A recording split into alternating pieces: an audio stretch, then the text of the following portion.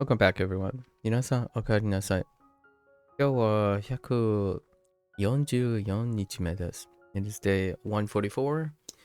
Is the day before our second peak day. So it's one of those, if you blink, you'll miss it if you blink, right? We have 18 reviews.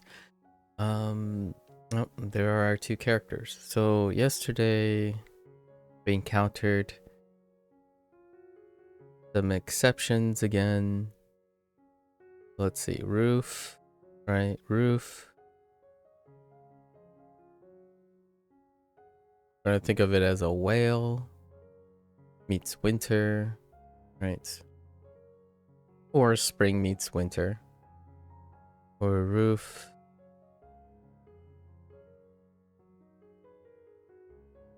Kamu. Or cold. Works pretty well. And then apologize. Apologize.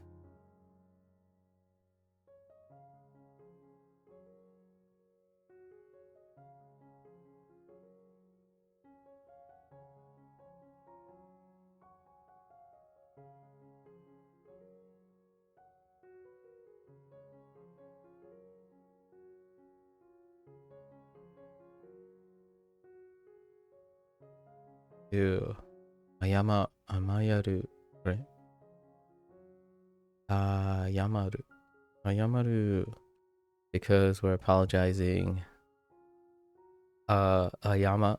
Right? So that's pretty much it. Actually works really, really well. If it's at that. Very, very quick today. Probably 10 minutes plus. Okay. Get into it. These are probably gonna be the greatest hits, probably. Greatest hits. No. They're kind of okay. Oh boy. 車輪 Daddy. 駅 Icky. Okay. Okay.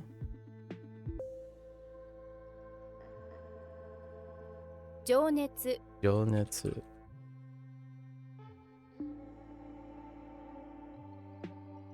練習 Nenshu. 五感 Bokan. 駅前 Ekimae. Oh, wait.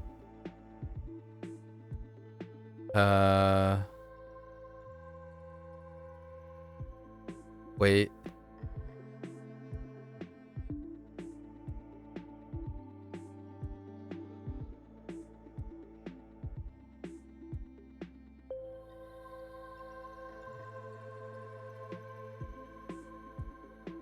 Hmm.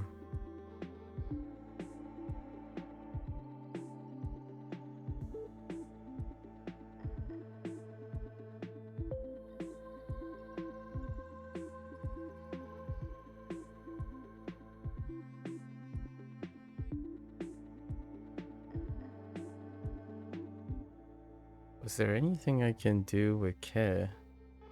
I need this to be a little stronger.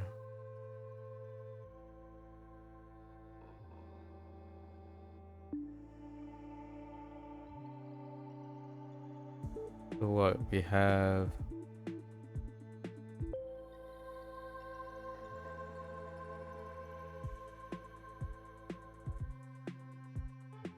Feelings and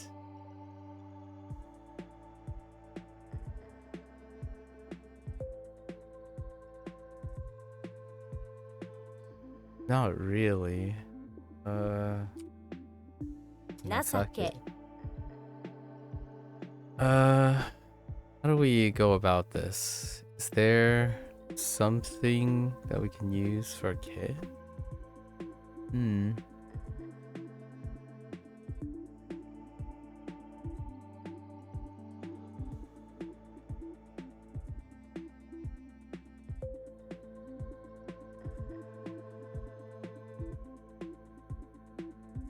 Okay.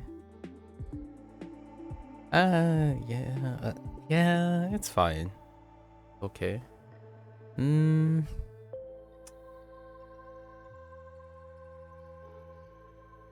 It's weak.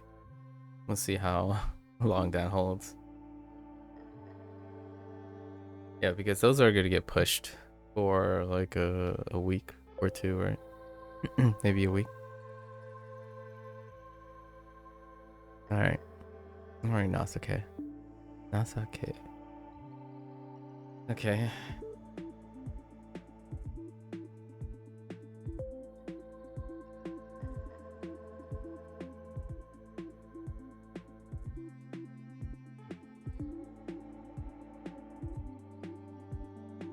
Uh, 待たせる Ataseru.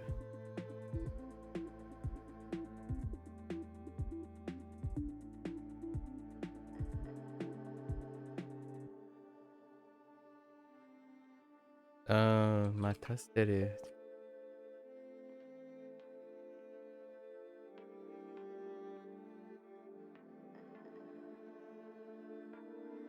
Strengthen that.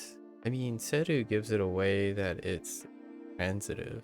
And Mata has an element of waiting already. That's okay. Yeah. Line of text again.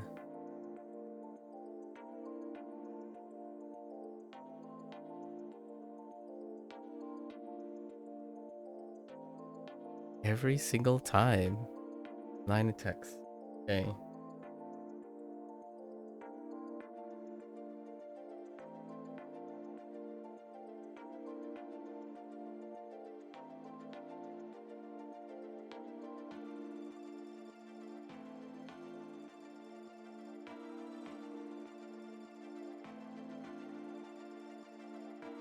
Line of text, line of text.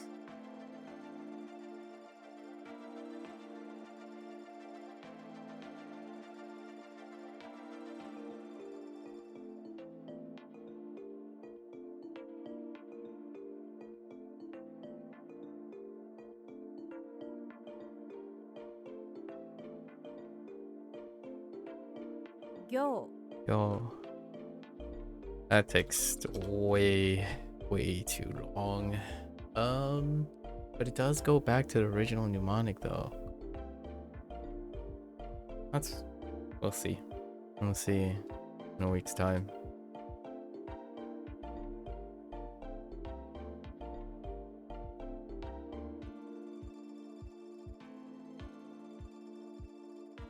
Oops.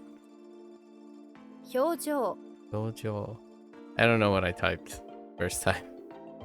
"事情 Dijo.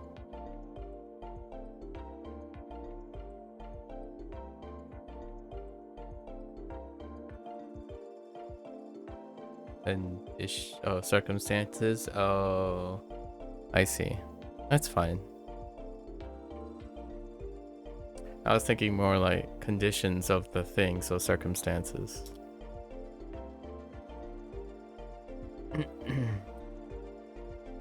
感動する 感動する. "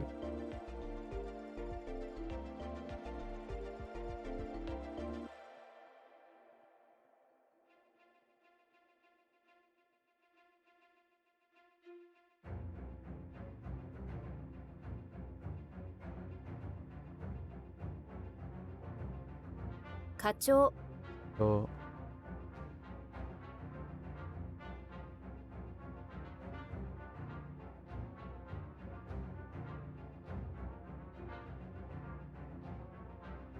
空き缶 Akikan.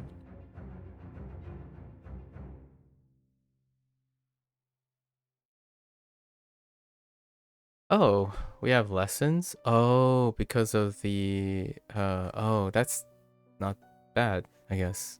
Strawberry? That's Ichigo. We're fine. I don't think we need anything until later. Association. Kyokai is fine. Right? Cooperation into meet or society. 教会 Kyokai. 教会 That's fine. Wolf. Animal. Wolf. Oh no. Oh no. The pronunciation of wolf raises a lot of things. Every time I think about how wolf is pronounced, I'm like, could give away regional American vibes. Okay. An animal in good is a wolf? One animal that's particularly good is the wolf. Wolves have a bad reputation, but actually they're very, very good animals. Overpopulated. Okay, sure. Okami. Oh, that makes so much sense now. Okami. Okay, there's no. That's fine. Okami. I'm surprised they didn't use the video game reference, but I guess this is taking it serious. Okami. Okay, fair enough. Oh, that makes so much sense why the game is called Okami. Actually, hold up. Is the video games, hold up. I need the Japanese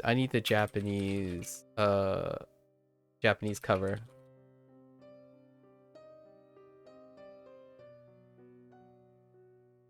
What?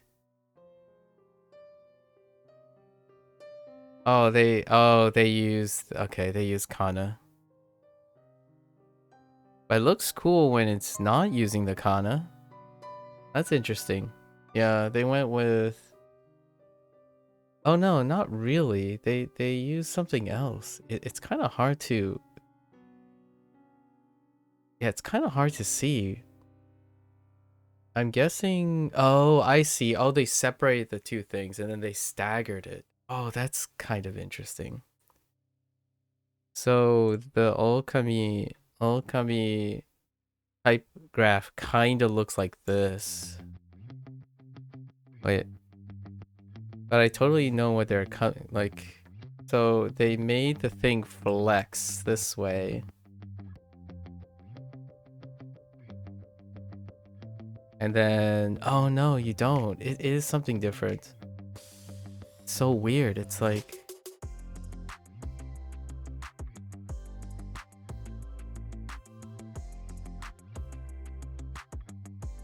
I have no idea what that is. It's so like.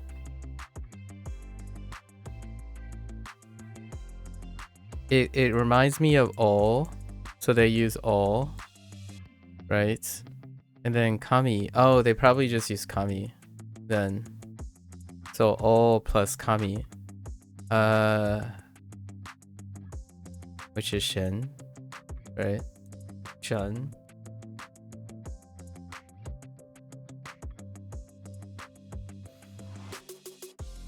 Oh, okay, that makes sense. Yeah, that's what it looks like. So they went with not a wolf. Oh, that explains why it doesn't look familiar. So they went and did a stylistic this. It warped it around the little bubble, the moon, right? Or not the moon, the sun. So they warped this and then they put. Or not that's not how that works. Stop. They did all, but they warped it like this. Oh there, Jack. They warped it like this, so they have all, and then they did all kami like this and warped it a little too. Like this way. So then it blends into the moon. So everything was like, or not the moon, the sun. So it was warped like this. You just warp it, pull the character into the center, pull these characters into the center, and have all kami as the name of the game. Which is funny because all kami, it might be a pun. Actually. That's so neat. So Okami is also the read on Okami. That's so neat. I'm still waiting for the sequel, obviously. It's what, I've waited over 10 years plus. What's another year, right? What's another 2 or 3 years before Capcom releases the sequel to Okami? Yeah, I'm doing pretty well, Jack. How are you doing? We just got our term Okami for wolf, but it made me think of Okami the game, and turns out they did a typographical play on old or not old, big, sometimes old, sometimes, but it's more like old or big god, which is Amaterasu. Right, Amaterasu was the Okami in Okami, the game. The god, the sun, or the goddess, the sun goddess. Right, that's kind of neat. Very neat. All right. Anyways, going back to my lessons. I can't forget this one. This one's gonna be a walk, right? All right. Cooperation. That makes sense. Cooperation power. This feels like a Diki moment, but it could be Ryoko. What sounds better? Let's see. Yeah. Kyoryoku. Kyoryoku sounds good. 協力 Ryoku. Oops, not Roku. Ryoku. 協力 The kyo into the ryo, it sounds nice. 協力協力 Kyoryoku. Although I could imagine kyoriki. Kyoryoku. Okay, next one, hard. We don't have a read on this yet. I want to say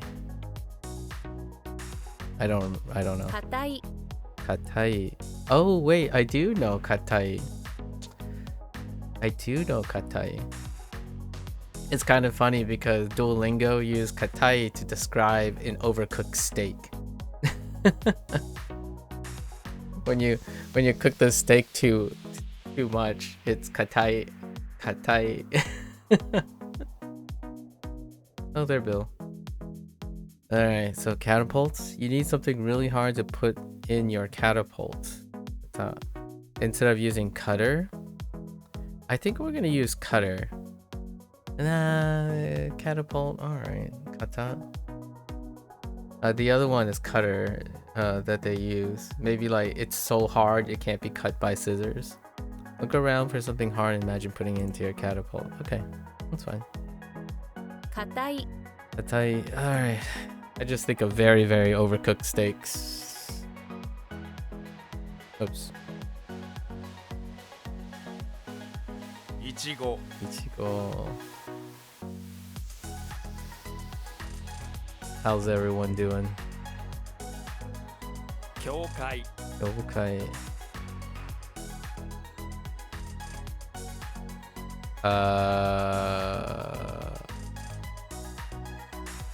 That's fine.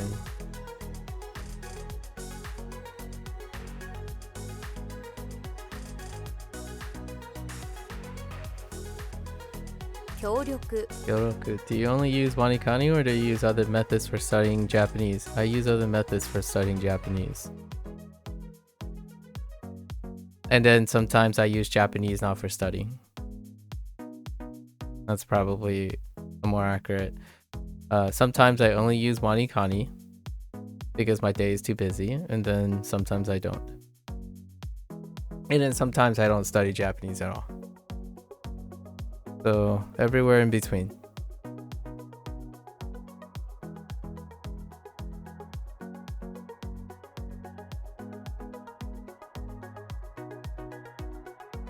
Katai.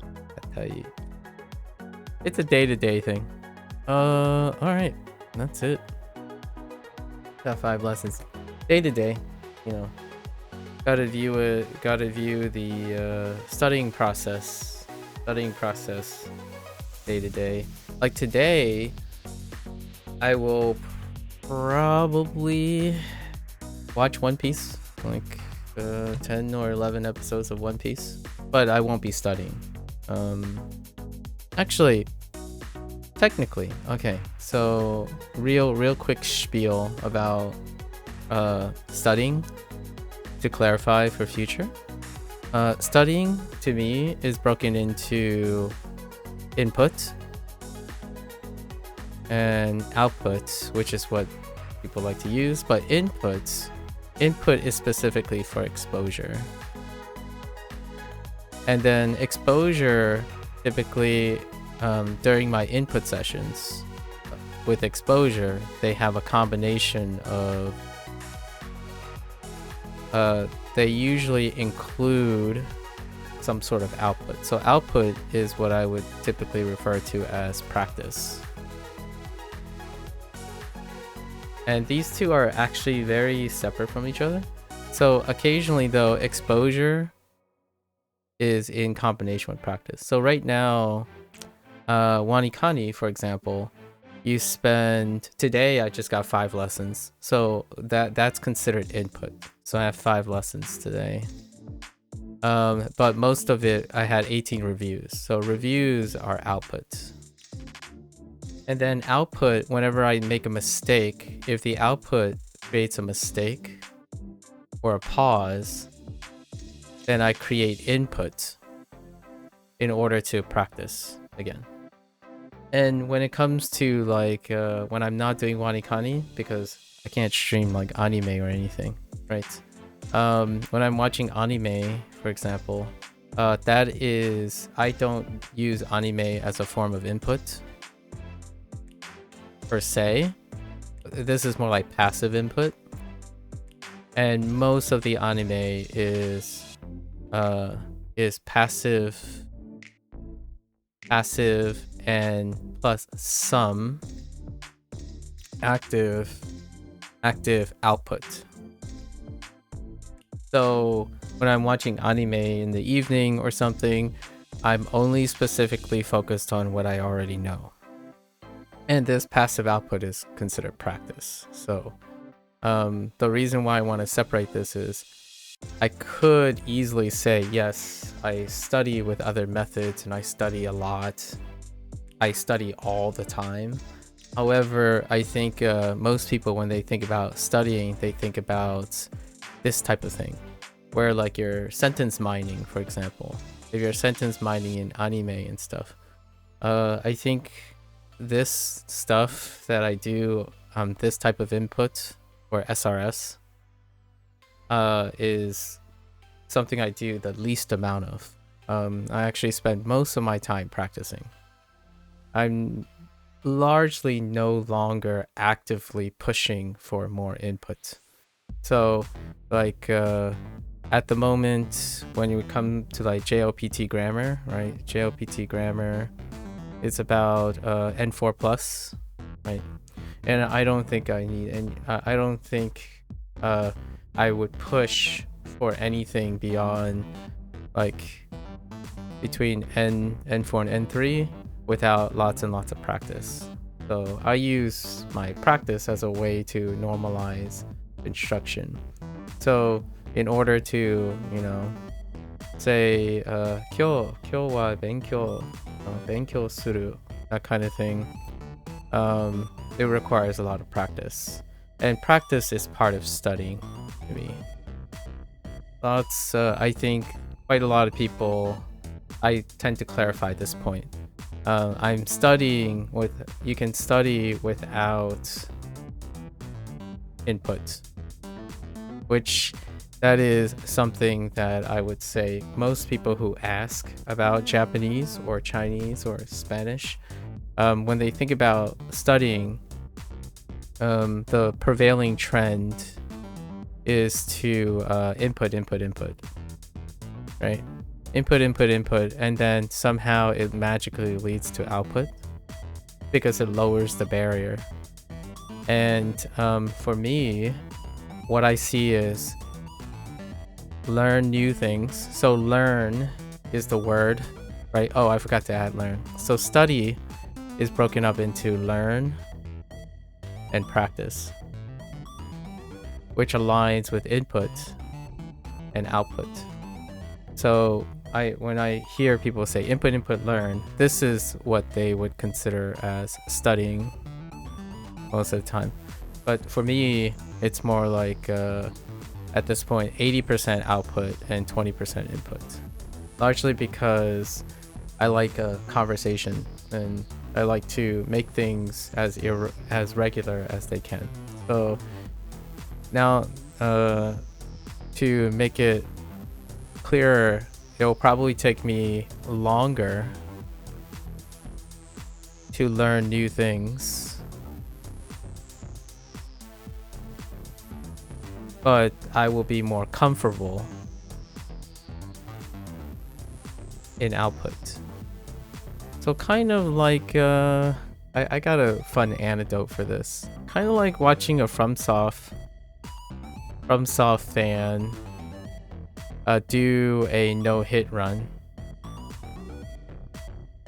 I'm more interested in taking what I know right now, taking what I know, and engaging with it, engaging with what I know in as many ways as possible. Cause for me, what I think is that fluency is a lifestyle. Fluency is a lifestyle. So it's not about the amount you learn or study, the amount you study. At my point, my arbitrary point, the amount you study is the amount you love to practice. So much like this, using study, the word study, the word learn, and practice are very common English words. However, they are very commonly interchangeably used a lot of times, and that's through the practice and exposure of using the word study, learn, and practice instead of learning new words like exercises, exposure, repetition, bootstrapping. So these are all alternative words for that. So for WaniKani right now, I'm still somewhat in the review process. So we're still reviewing. Even the lessons, a lot of the lessons are old words, but seen in a new way. Not like English words in it. Like I've heard the kana to most of these words already. And we're doing kanji. And kanji, for example, looking at these kanji, they're a repetition, they're output of my writing. So the nice thing about these things is I can write almost all of these. In fact, I probably have a little bit like 95% coverage of every single thing that requires for writing. And that's another thing that is not very important. It wouldn't be constituted as studying for a lot of people. When you study how to write something, it overlaps with typing. So I would place that under practice then for a lot of people. Yeah, so I study all the time. I actually use lots and lots of methods to study. And many of them deal with using output to inspire new input, as opposed to the other way around, which lots of people, when they think about, do you use other methods, you're talking about probably referring to methods that other people are providing you as input. Usually I pick a method and I use that method to inform what I want to do next. So that's where most of my methods end up expanding from. You're playing Black Myth Wukong and you're stuck on this boss? So what are you gonna do? What are you doing for the practice? I watched someone play through all the Black Myth Wukong stuff. There's a reason why I didn't stream Black Myth Wukong. Is largely because if I the things I say could violate some terms of services. So I didn't play that game, but I love watching it. It's one of my Journey to the West is easily one of my favorites, all like guilty pleasures. So I can't resist watching a excellent take on Journey to the West. All right, hopefully that clarifies things. That makes sense. Thanks for yeah. It's always worth the upfront investment, because I think Bill, I think this type of clarity is nice, largely because I know what I want to do. However, it's very important, like I don't want to mislead anyone. Like most of the time, I absolutely love output is like the dopamine response. You learn something and then go find out. When I learn, like, say this thing, right, Ichigo, I'm immediately thinking, when is this going to come up in Hanzo Hero? Because it's something I know now. So the moment I get to know something, I will try to use it as much as possible.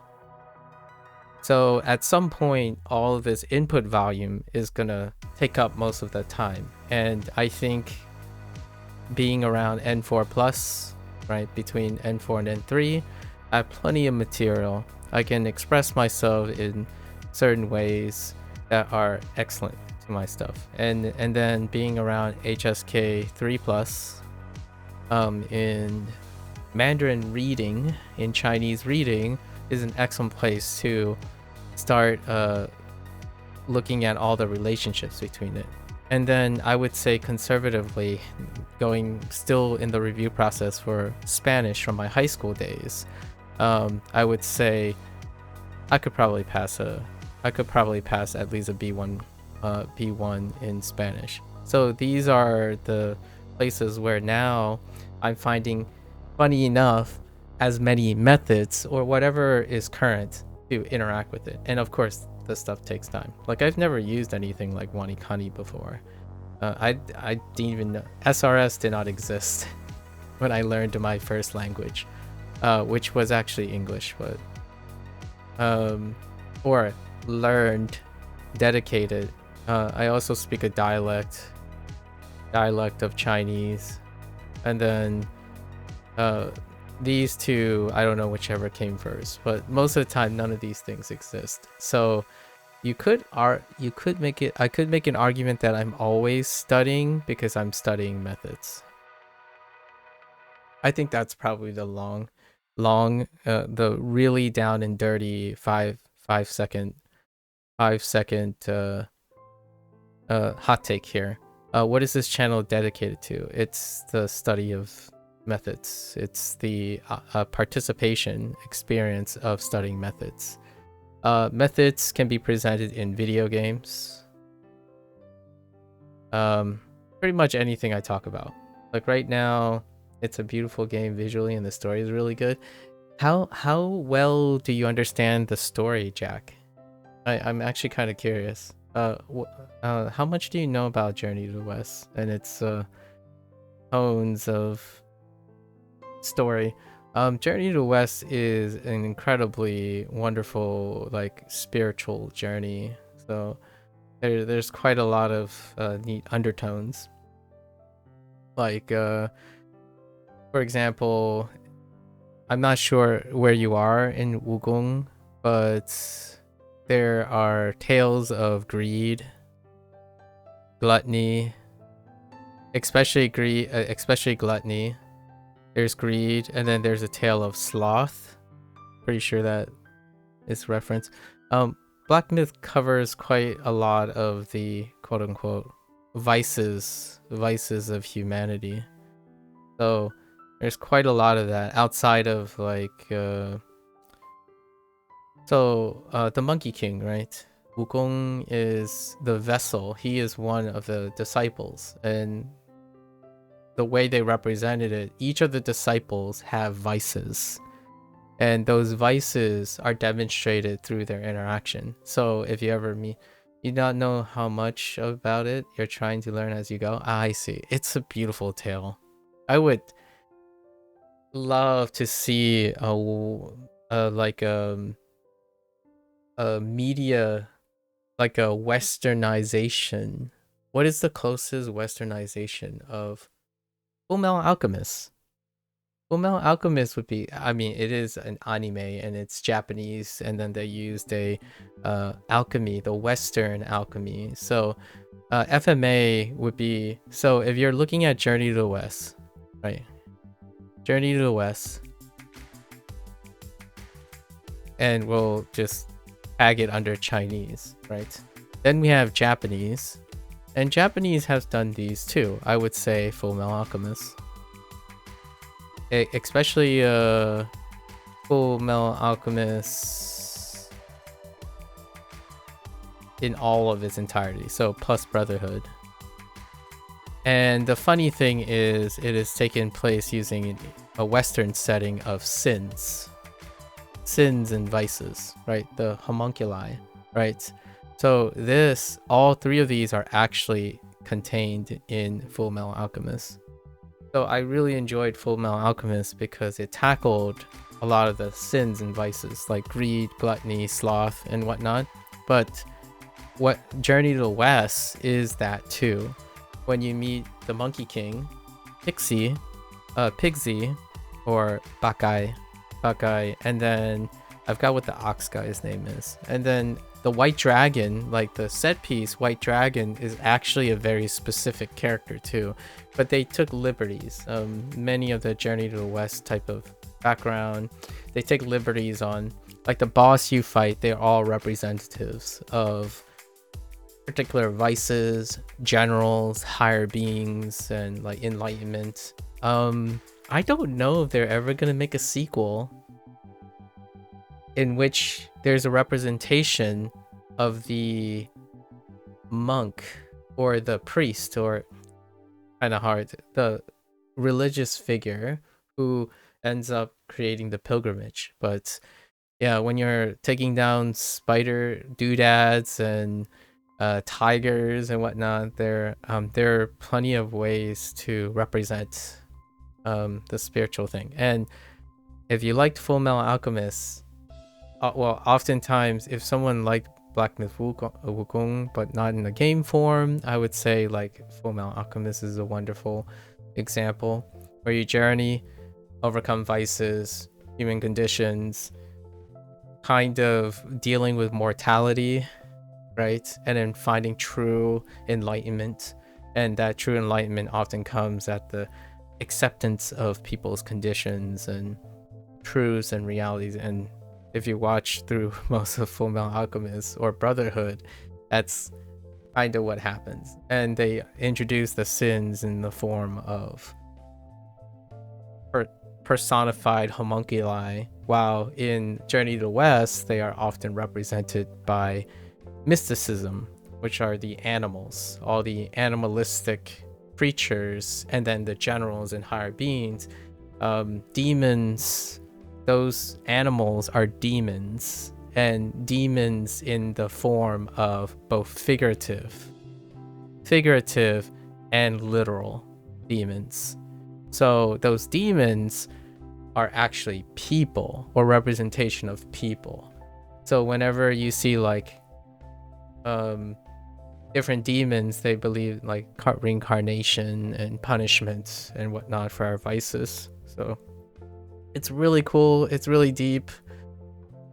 It would be really interesting to see like another one of these, but I don't think they're kind of universal in the sense that if you take Journey to the West, you can conceptualize it into like, I don't know, Constantine or something, like a series like Constantine, or maybe well, what is that long series? Constantine. Both Constantines, like all the variances of Constantine. That would be like an English Americana stuff. Japanese, I would say, what's the greatest Shintoism? Let's say like Mushishi. Mushishi Mushishi would be pretty close. You have a bit of you have lots of touches of Shintoism in the sake of. So Mushishi Gin is a traveler, and that traveler acts as like the monk figure, which the monk figure is in Journey to the West. Monk actually recruits monkey, pig, ox, and a horse. The Gin travels around Japan and talk about the mysticism involved in Shintoism. So it talks about like things that he observed, the nature of humanity, the depiction, the personification of malice, depression that comes out in spirit form and whatnot. Actually, probably if there's anything, a Miyazaki film. I mean, Princess Mononoke does that pretty well. So there's quite a lot of anime depictions of mysticism, but a lot of times there's an overlap with. So if you like Miyazaki, for example, forest spirits and, people like in Spirited Away, for example, in the beginning of Spirited Away, the spirits like Haku, the dragon, the white dragon, right? Haku, most of Spirited Away overlaps with Journey to the West's depiction. And then Constantine is probably the closest, but usually they do things like devils and angels, right? Devils and angels, as opposed to like animalistic things. So many of those things come up. Sorry, I really like that topic. A slight nod is Hoshida, the anime director, anime movie director. The boy and the bear, or the boy and the something. Hold up, I forgot how it's translated in English. Hoshida, the boy. No, Hoshida. Maybe it's not called that. Did I mess up his? Hold up. Boy and Beast, not bear. But the beast is a bear. The Boy and the Beast. Oshida's movie, The Boy and the Beast. That's mysticism and also Journey to the West related. So if you're interested, this is a pretty great movie that kind of highlights some of the stuff in another manner. What's my favorite anime? My favorite anime is the current one that I'm watching. Oh, okay. Let's also quick tidbit. Favorite is very tough. Right? Favorite implies singularity. Oh, you watched it? Oh, you will watch it? Okay. Let me know what you think. It's a really nice one on a take on Journey to the West. Like that kind of feel. I think it might be coincidence, maybe not, but it's quite nice. Favorite? So favorite means single, right? I can tell you that most of the time my favorites are due to recency. Because it's the thing that I most I have the best emotional memory of. So my favorite currently is I'm currently watching One Piece. So that would be great. And what type of favorite is it? It's a long serialized show. So we could say, what is my current favorite non-serialized show? That would require me to go back to my log. So let's I recently rewatched The Disappearance of Haruhi Suzumiya.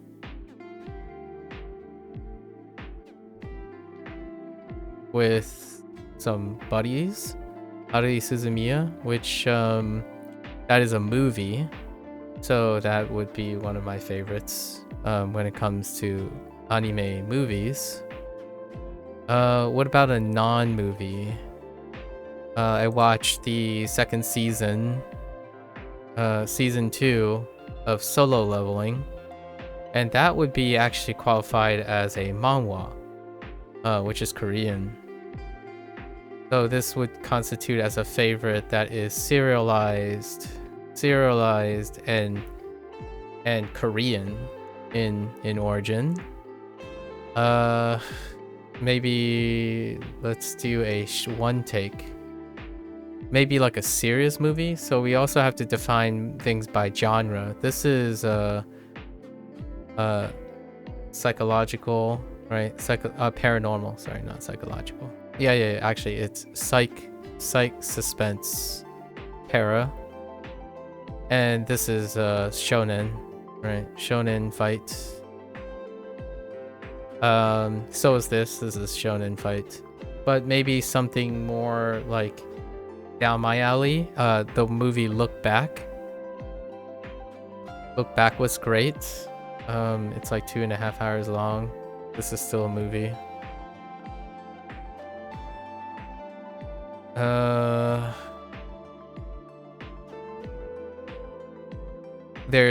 We can give you an example of a Chinese one. Moldai was one, which is Diabolus. We'll just go with Diabolus. This was 4 seasons, and it's Chinese. So this is a donghua. Donghua, an example of donghua, which is still anime. Donghua is anime. And then all the other ones, like second season of Oshinoko. Oshinoko is a different paranormal. It's a slice of life paranormal. And then there's Vinland Saga season 2 and season 1. Vinland Saga is very different, but it's still shonen fight. I watched all of Attack on Titan from the beginning again because of people's... maybe we'll do anime adjacent, possibly. Arcane, season 1 and 2. Arcane is beautiful, from a French studio in animation, right? And technically a mix of French, probably Chinese, and Western writers for Arcane, because Tencent are where the resources are coming from. So plenty of examples. In frequency, we can use frequency. A lot of times people think about frequency when it comes to favorites, like often, how often you reference or think about a show, something like that. Frequency, I would probably say Steins Gate, which is sci-fi para. That's to do like sci-fi stuff. So things that I would share a lot of times when someone says, "Oh, I like sci-fi and time traveling," Steins Gate, right? So what's another one? Fight and anime, I would say Hunter x Hunter. I often refer to Hunter x Hunter. Slice of life, we need some slice of life stuff. My slice of life that I typically refer to is a little bit of a different nod, and let's what would I typically refer? This one kind of has 3 things. Most of my slice of life favorites deal with their hobby segregation. So Haikyuu, if you're into volleyball, right? Cross game, if you're into baseball.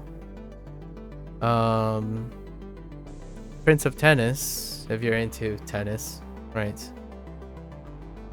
If you're into boxing, Hajime no Ippo.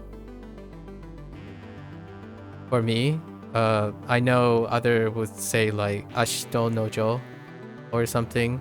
If you're into ping pong, the the movie or the micro series. Other slice of life band stuff, maybe like K-On. Recently the Symphonia thing, I forgot what it's called. Is Kyoto Animation's current thing. I keep forgetting the name. It's like something like Bohemian Symphonia something. I keep forgetting the name of it. So slice of life is based on hobbies. So we have examples of all the hobbies that you would do. Shirobako, or like animation. I think this is a wait. Is it Shirobako? Oh, wait. Yeah, Shirobako. It's about animation. So what it's like to work in an animation studio, like an anime studio. So nowadays it's very trendy. People like to draw. They like to animate. Shirobako would be the slice of life version of that. Friendship. Kids on the slope. Grief. The flower I saw that day on the cliff or something. It's Anohana. Anohana. That flower. Anohana, that flower we saw on the cliff that day. That would be for grief. If you're doing grief slice of life stuff like drama. Maybe some existential stuff, or like some taking for granted stuff. A Silent Voice, the movie, for not being able to speak, right? Or being mute. Other forms of life. Parenting and dealing with overcome certainties, probably Clannad after story. I have, I guess if we had to talk about favorites, the most eclectic grouping that I have is probably slice of life, because most of the stuff I talk about is lifestyle. Most of the, like, mental health, all these things feed into mental health. Having a lifestyle that revolves around a hobby, and then that hobby turns into a job or an aspiration. How to deal with grief, parenting, our circumstances, his or her circumstances, jobs. What's another one? Taxi driver? Or just, no, not taxi driver, just taxi. Or odd taxi, that's it, odd taxi. That also deals with a different type of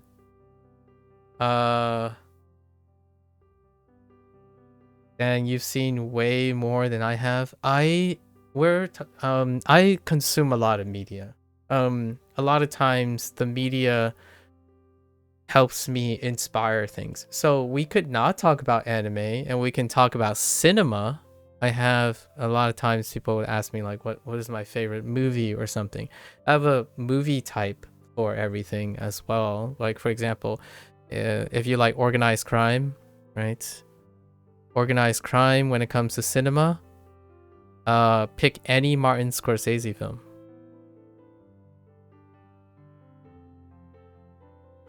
If you like space opera, for example. A space opera is not like singing in space, but drama. Like a drama, I would say Expanse. And then if you like too much information sci-fi, Star Trek, any of the Star Treks. If you like whoop whoop lightsaber show and whatnot, but with a little bit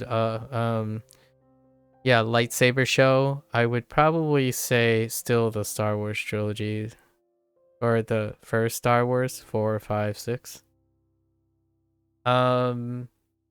If you like whoa, I need some Game of Thrones in my sci-fi, Andor. This is recent, Andor 1 and 2. But if you really like, nah, I don't like sci-fi, let's go fantasy, Lord of the Rings. But then you're like, I'm more into the lighthearted, like rumpy bumpy Western thing. I think the recent D&D movie is great. Among No Honor Among Thieves.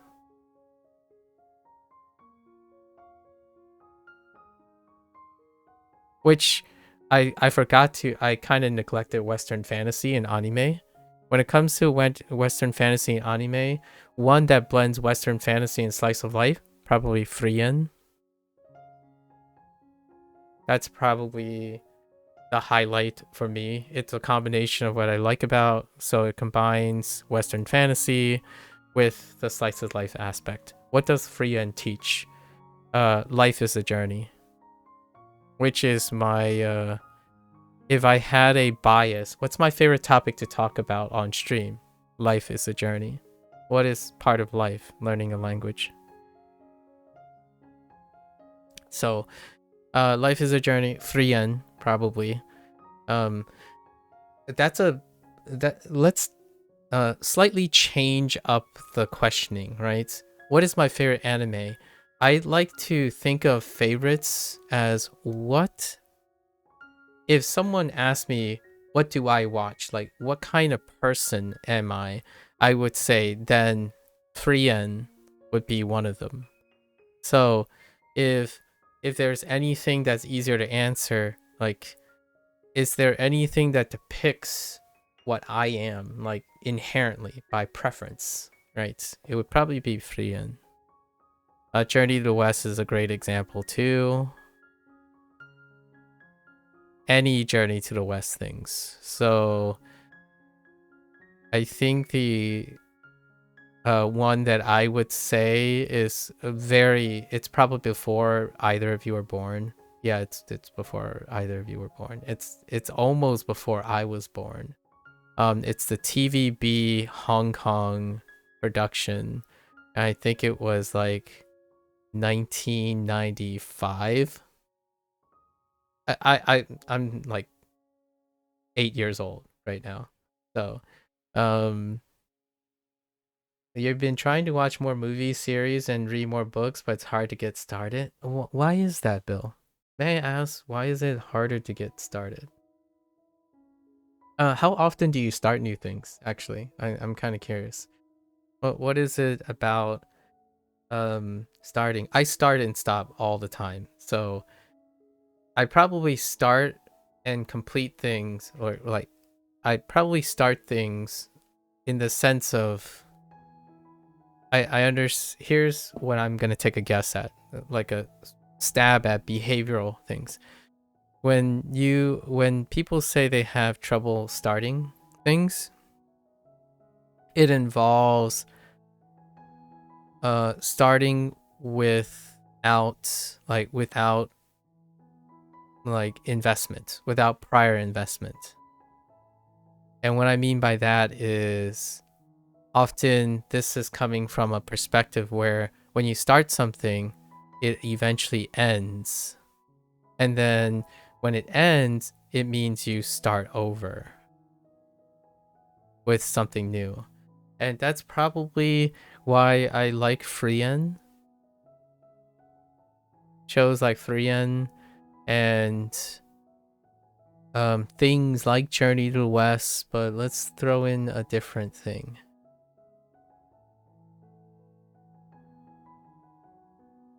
Let's throw in slice of life in general. Because you don't actually start new things. You start with what you already have. So when I think of favorites, I can't answer this question. Because favorites, the way people ask what my favorites are, is that it is encompassed into one thing. It's like a thing in itself. So is my enjoyment of Frien, for example, just Frien? It's not. It's everything before and after it. So I don't ever start something. I continue something. That's probably my thought. But from the perspective of someone who might have trouble starting something, often it also implies that there's a feeling of starting over, like starting from scratch.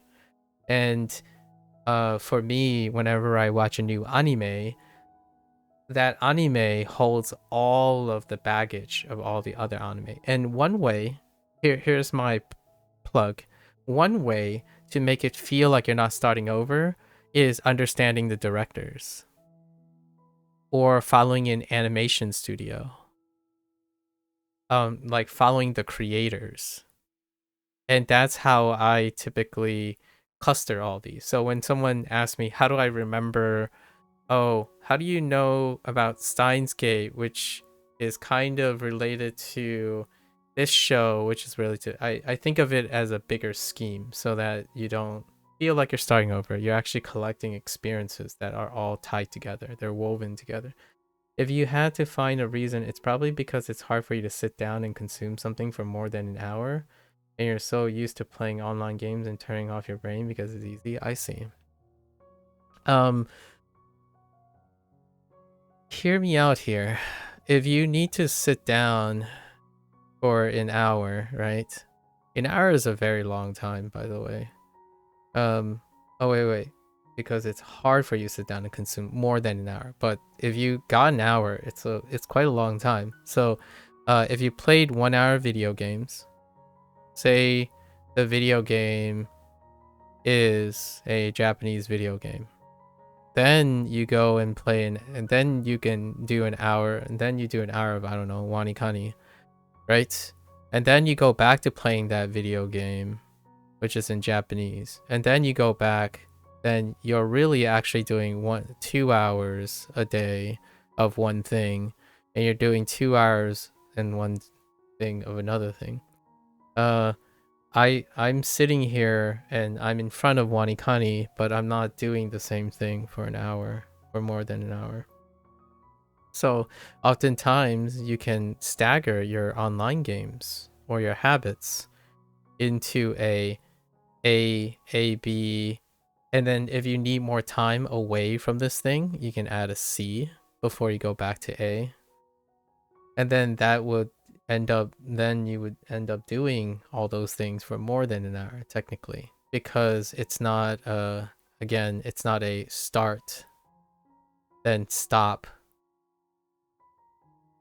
into B, then a start and a stop again, right? And then you go into C. It's a start,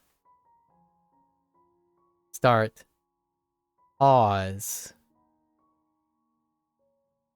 and then down here is a continue, if you know what I mean. So oftentimes that's a way, that might be a way of thinking about things. And alternatively, I also do something that I tend to try, is to, how do you get parts of A to be part of B, and then part of A and B to be part of C. Then what you're actually doing is you're doing A, and you're doing A naught plus B, and then you're doing A naught plus B naught plus C. So then you start doing everything a little bit in different ways. So a way to illustrate this would be like learning Japanese. So one, you're watching, let's say WaniKani is the thing, your study, right? But then you're like, I don't want to do WaniKani while I'm doing online games. B is online games. But you can do a different version of it. How can you redo learning Japanese or like interacting with the Japanese you know while playing your game? And then you're going into C, you're like, well, I'm tired of this game, particularly. C could be watching a movie. So how can the online game be related to the movie? And how WaniKani can be related to the movie? So at some point, it's going to feel like you've been doing the same things for a very long time. but you're engaging in them differently. And that often can help with that can be a way to build up exposure to doing the same task for a very long time. And that's kind of where I am now. Like, now you multiply this by years and years, like 20 plus years of scheduling and due discipline, and it might look like I'm doing like this every day and for a very long time, but I'm actually doing a lot of things all at the same time. So while I'm sitting here, quote unquote, doing the same thing, I understand that I'm doing more than that. When I look at this, I'm thinking of Chinese and Spanish. That's two different things. Right? Like, while this is animal, it's also a poodle, which is or actually, it might be poodle and leopard. Right? So this is public, but this is both public in Chinese and in Japanese. And this is gong. So oftentimes you can probably find ways to work on the same things or wanting to do the same things, but they look the same, you know. How do they go? They look the same but different, right? My memory when it comes to movies, anime movies, are tied with anime, and anime is tied with my Japanese learning. And then Japanese learning, anime itself is tied with 3 different languages, right? So that's why I know manhwa, like manhwa, donghua, and manga are the 3. I don't know any Korean, but that is another way to enjoy the anime. So for example, if there was an anime that is dubbed in a different language, I would watch it in a different language, largely because it might not actually be the same thing, but you're kind of doing the same thing, but it's a different form of engagement. And I totally understand what you're describing as the hard thing, largely because nowadays, if you think about how the internet markets these things,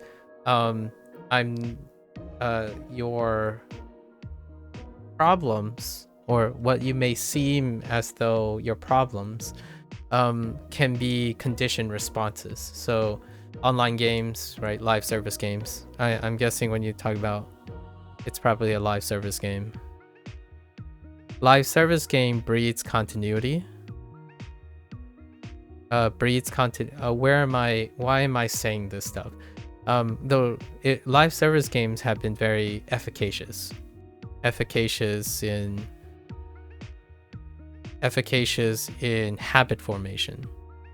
So why I keep going back to Fortnite, or like whatever your session-based game is, right? Like Valorant, Apex Legend, maybe another BR, or like a competitive shooter, or maybe a MOBA or something, is that live service things, they breed continuity, but discontinuously. So the skill set, or the thing you're building, is asynchronous. In my opinion, I don't know how to spell asynchronous right now. Asynchronous. That's not how you spell asynchronous. But what happens is 1 hour here, 1 hour there, 1 hour there, 1 hour there. You're actually building the skill multiple times, and you might even be doing it multiple times during the day. Like you go to Overwatch, then you play Marvel Rivals, then you play Overwatch, then you play Marvel Rivals, and then throw in a bit of Fortnite. You're asynchronously creating the machine, or the game itself is accounting for your progress asynchronously. It's like not continuous. It's not a continuous period. And instead of thinking of it as a problem, or perhaps thinking of it as a crutch, if you will. I don't want to say it in a bad way. A crutch is a good thing because it's something you can rely on. So we're going to erase problem and think of it as a crutch. So what is it about this crutch that's effective? And the reason why I mapped out A naught into B, and then going back to A, for example, this is what the stuff that you do nowadays, or a lot of people do actually, is very, very excellent at habit formation. So if you want to create new habits, like watch more movies or series, you want to create a habit of learning Japanese more regularly every day, you can learn from whatever that works now. So something is working about online games, right? Something about all of that is working. So ask yourself, like, I don't know the answer because we are strangers. We met yesterday, right? What is it about the elements of like the habit stuff that makes you are so used to playing online games? And how can you take that and do it for habit formation? The nice thing about WaniKani is that SRS, the pattern of SRS, is like this. It's so much like this that they can still make it into a subscription service. Right, and a subscription service is a live service.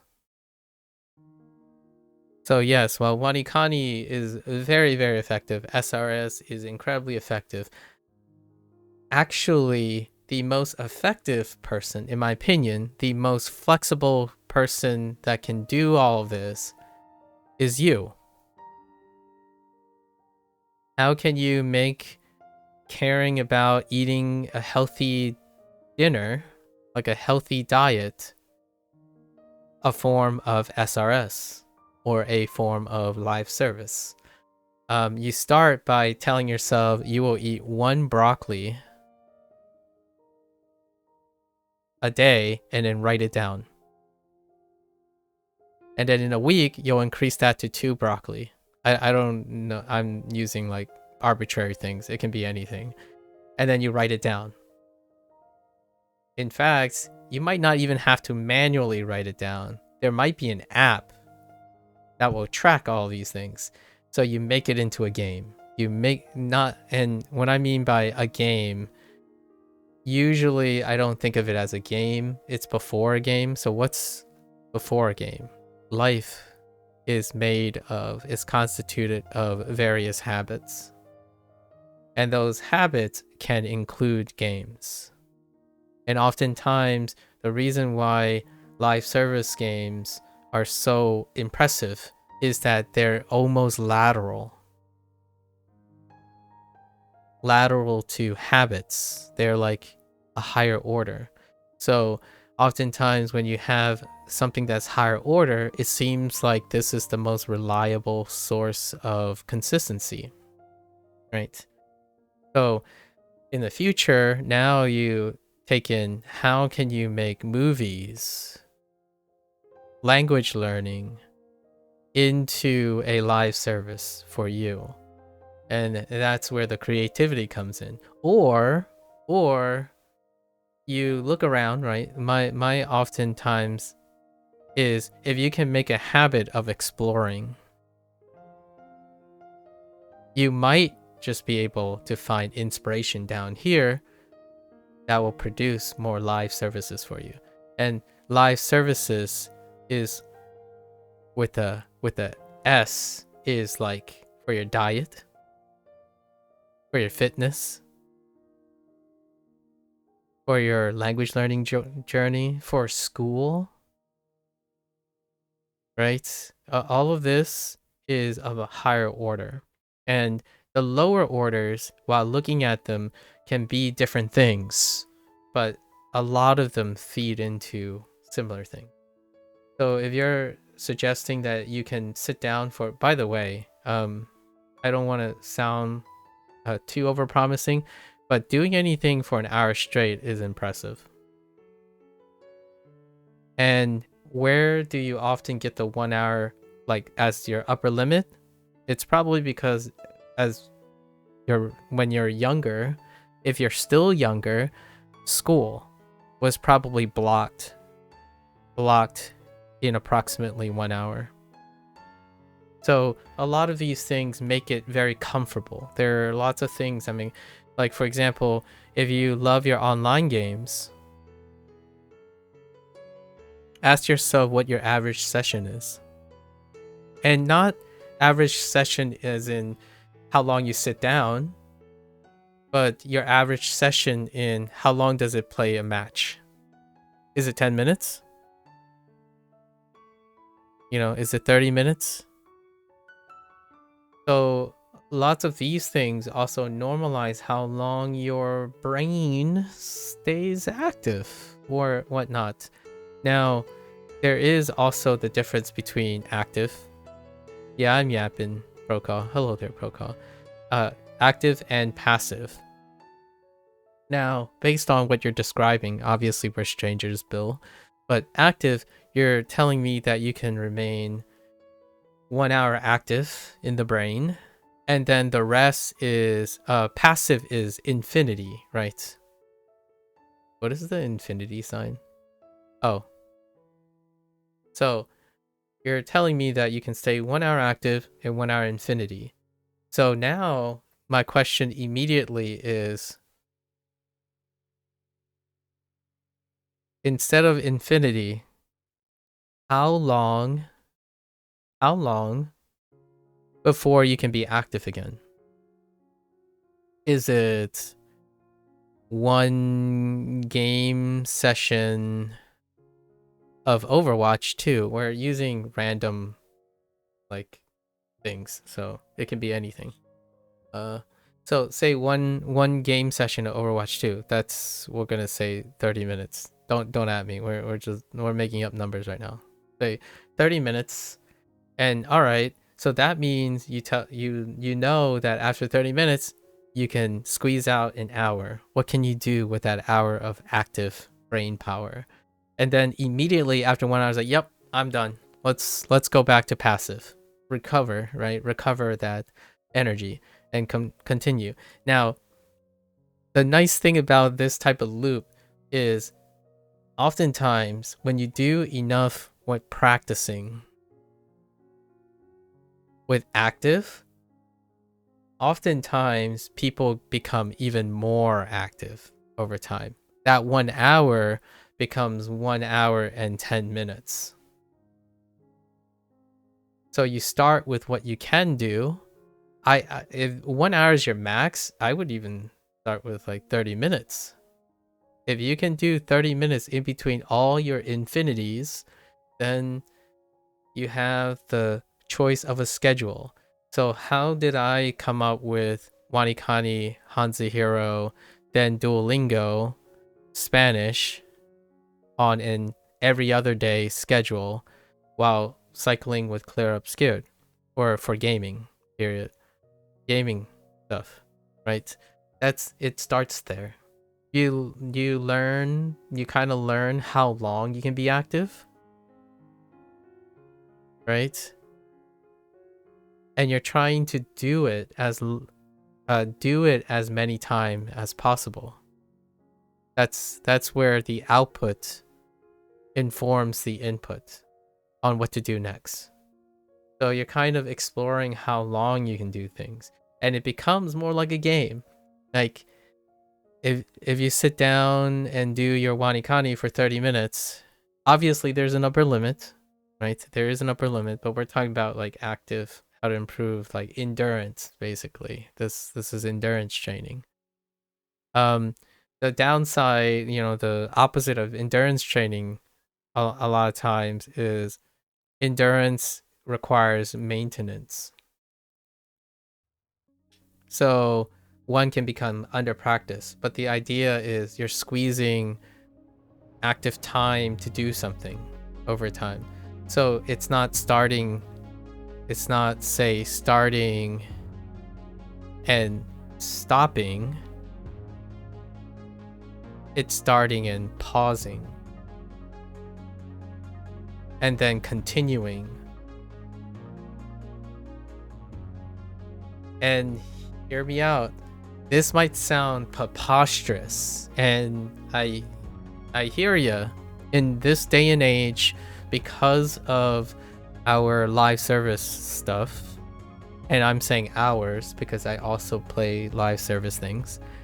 Our thing, you have to clarify how long you can be active, because sometimes movies last longer than an hour.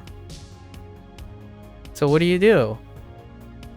You can watch an hour of a movie and then come back and finish the movie in the next hour. Now you might be thinking, but then you might forget stuff, right? You might forget things. You might not want to watch the movie anymore. It's like, that's fine. You watched an hour of the movie. Go on to the next movie. One day that hour would be hour and 10 minutes. You're gaining experience. You're learning how to do the task. And this is how I feel about language learning a lot of times. People keep saying input, input, input. But in my opinion, without output, without a baseline output and self-improving output, the input can be negated. As in, like, yeah, people keep telling you input, input, input at all times, and you're telling yourself, but I can only sit for 30 minutes. Like, well, keep inputting. Just push through the 30-minute input. And I would argue, if someone says they believe they can only pay attention for 30 minutes, and you tell them that just trust them and do 9 hours and you'll become fluent in no time, my immediate thought is that the first 30 minutes is probably the only thing that they're going to retain, and then everything else is going to fall by the wayside. So it's going to be diminished return.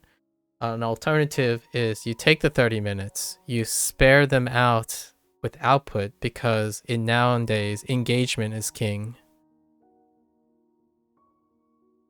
This is the difference, in my opinion, between someone who believes they have a high attention span, like gone through and grown older, like the methods that are built in the past, because it takes all of that time to build those methods. Now, the modern age, in my opinion, when it comes to understanding behaviorism, is that engagement is of the utmost priority that has to be normalized. So how do you find WaniKani engaging? Reduce your session to your maximum ideal output time to get that input. So what is the output? You knowing how long you're going to be active.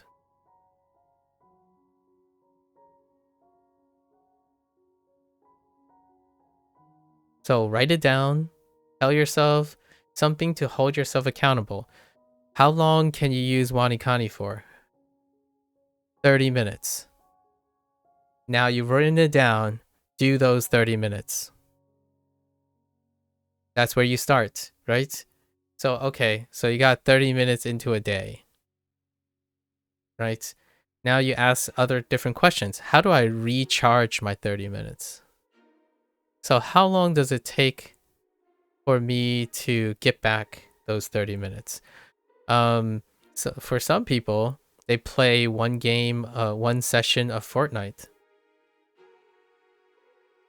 and then they can go back to those 30 minutes. Like, nice. Now it's become an hour in a day. They're just squeezing it in. And what does this look like? It looks like juggling 2 live services. It's looking like bouncing between online games. Right? If you have A, B, C, D, and E, these are all online games. It doesn't get boring if you're bouncing between them. And it doesn't even have to be in this order. It could be like this order, this order, this order. So every time you can associate a habit with them, a habit you want. So you want a new habit, a shiny new habit. Let's say using WaniKani. So which one is your biggest dopamine dump, right? All of these are probably equivalent in dopamine. So what are you going to do? You're going to play A and you're going to squeeze in a WaniKani session here. Like, that felt pretty good. All right, I'm just going to turn off my brain for the rest of the day. That's cool. So the next day, what are you going to do? You're going to play A and you're going to squeeze in a WaniKani session. And now it's going to come to a point where when you play A, you got to get a hit of WaniKani. And if you get greedy, you're like, I think D is pretty good too. D is very close to A. So we're going to squeeze a WaniKani session in D. So now you're doing 2 WaniKani sessions during your loop of passive runs. This is, I often talk about this with other people, but I like this guy's terminology, atomic habits. Atomic habits, he and I kind of agree on the terminology. This is like habit association. So you take what works. You already told me you love online games. You're so used to online games. You attach something to it because no matter what, you're going to do the online game playing. So that thing provides whatever it is you're going to associate. It's a good thing. So if you associate it, there's a high chance that it creates a new habit, or a better chance is the word. It's like, instead of no chance you can start a habit that you don't like, there's a better chance for this type of thing. So for me, how do I squeeze in WaniKani? Well, if I had trouble, I would take something that I already like to do. So say, no matter what, each day I have to, I don't know, eat my favorite snack. Eat my my snack of the day. So if I'm eating my snack of the day, I'll just do WaniKani while I'm eating my snack of the day. Because this is where my dopamine is. Right. That's kind of... Now, there are dangers. We're not going to focus on like other things. Because WaniKani, you could view it as a negative thing. And a negative thing can end up downplaying your positive thing. But you're looking for the most consistent behavior you have. And you're trying to weave in some new stuff. The alternative is you can take an analytic approach. And investigate why is online service games so good to you, right? Like, why is it passive? And if I had to spoil something, it's largely, it wasn't passive at first. It was active. And what happened was you are incentivized to keep active until it becomes passive. That's like learning a new language. Languages are active at first. It's required to be active. And then you asked me if I studied and use other methods for studying Japanese. What I'm trying to do is I actively engage in new methods, or methods, just methods in general. It doesn't really, it could be my method that I work up or something, just methods in general. And I practice to make them passive. And then to stop myself from fearing to start over, I go and explore new active methods while maintaining my passive methods. And that's skill building. That's how skill building or self-improvement loop looks like. So in another year, maybe 2.5 years, it'll be WaniKani and something else. I started with Duolingo Japanese. Duolingo Japanese leads to WaniKani. I still have to finish Duolingo Japanese, so eventually that's gonna come back in less than 2 weeks, in June. Duolingo Chinese technically ended to some extent, so now I'm expanding something else. Hanzi Hero is gonna be complemented with LLMs in July, and Duolingo Spanish is starting up. So then Duolingo Spanish, and while I'm learning Spanish and Chinese, I'm thinking I can use Japanese to learn or use Chinese and Spanish. So all this stuff involves keeping myself active. So if you're having problems starting new things, in my opinion, oftentimes starting new things next to things you're already doing really, really well is fantastic. Right? So try that out, in my opinion. But I tell you, Bill, if you can express that and you already know that, ask yourself a lot of times, can you know more about it? Oftentimes, I would say lots of people can associate with you these days. In fact, I like to encourage this to happen. One of the first habits, I would say, to establish for this generation, in my opinion, the internet generation, to establish is to how to express your habits. The irony here is you need to develop the habit to express habits. So it's got to start somewhere. This is one of the basic foundations, or the foundational thing. It's kind of like having money to make money kind of situation. So if you can express your habits, as in you can express it to someone else, what is it? Like, you're so used to playing online games and turning off your brain. What does that mean? What does turning off your brain mean? And what does playing online games mean? If you can explain it to someone by expressing it, you yourself have to understand it before you can express it. However, the nice thing about this is, while you need to express something to do this very thing that you're trying to avoid, there are lots of people who feel the same way. And they might be in a different place in their time cycle. Like, they might be along the way, they might have different problems that are inherently making it difficult for them to express. But that's kind of why I stream WaniKani, by the way. So I don't have trouble learning another language. I want to demonstrate that learning a language may look very different, and it can always be different if you understand how to keep yourself consistently doing it. And it doesn't have to be miserable. At least that's kind of the one thing that is, in my opinion, a consequence of the internet age, not a consequence of language learning being boring. Like, language itself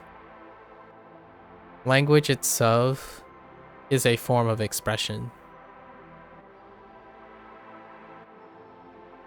If the user doesn't care about a form of expression, right? A form of expression, then it doesn't work, in my opinion. And the language itself is not inherently interesting. It's the person using it or thinking about it. So when you're saying you can only be active, or maybe like not engaged, I think that's the word we're going to use. If you're saying you can only be engaged in online services or online games, what part of that aspect can make you engage in offline games? Now you might be thinking, well, it's probably the same things. It's like, what are they? Because offline games could be what you could gather, you could learn something from this. And then, well, if you can go from online games to offline games, what about books? What about textbooks? So the idea is you're not starting and stopping new things all the time. You're continuing things. What you know about online games can be relevant to offline games, which can be relevant to books. Language learning, in my opinion, is most powerful when you are practicing the form of engagement that you are doing. And I think obviously you can do all of this, or you can do none of it if you don't need it. To me, I think if you're there are four, maybe I'm gonna say, I'm trying to reduce the number, but I'm looking 5 signs. These are 5 signs that I would think. So if you occupy, let's say 20% of your free time, these are arbitrary thresholds, but 20% of your free time to live service. So this is of free time. Right. We'll say of free time. Let's amp it up. I think like 40% of your free time to live service.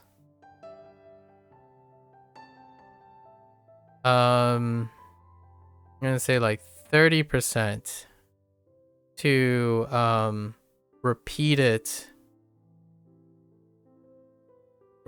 content. And yeah, we're gonna stick with 3. I think this will take too long. So 3 signs. These are like, I'm going at the highest possibility. So if you're already 40% over live service for your free time, and of the whatever your free time is, 30% of it is repeated content. And then like of all of this, 70% of it is a repeated skill.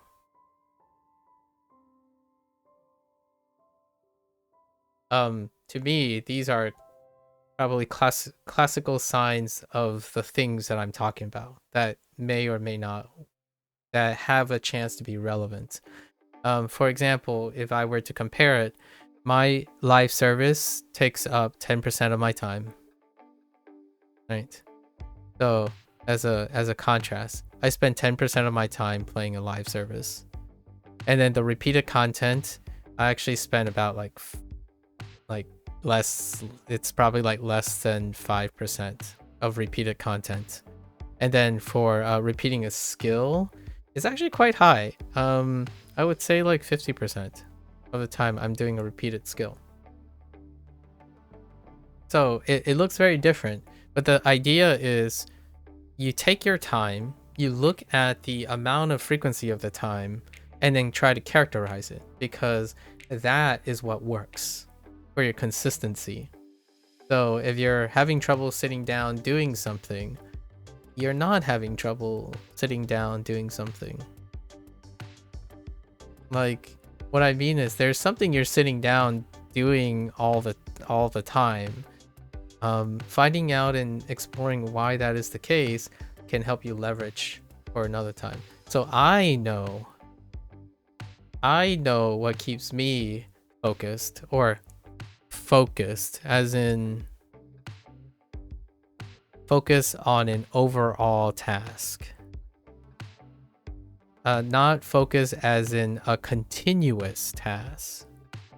I think this is the one thing that I feel can be a little misleading based on people who come by and see my list of YouTube videos and whatnot. My continuous duration might be other people's thresholds, right? So you have to understand what your threshold is. My threshold is 10 hours. As in, I could sit here and read the same book for 10 hours. Now, it used to be, when I was a kid, it used to be like 30 minutes. Now, do I always do 10 hours? No. Some things I will encounter, I can only do for an hour. For example, I'll give you a great example, actually. I could only do 1 hour of Subnautica.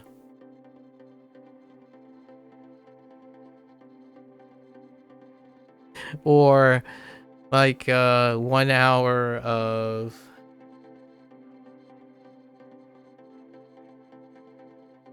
any FPS. And why is that I can only do like 1 hour of Subnautica? What is the heck? Like, what the heck are these in common? Emotional state. I'm doing things that I don't typically do. Subnautica is not something I typically do. FPS is not something I typically do. So it requires active participation.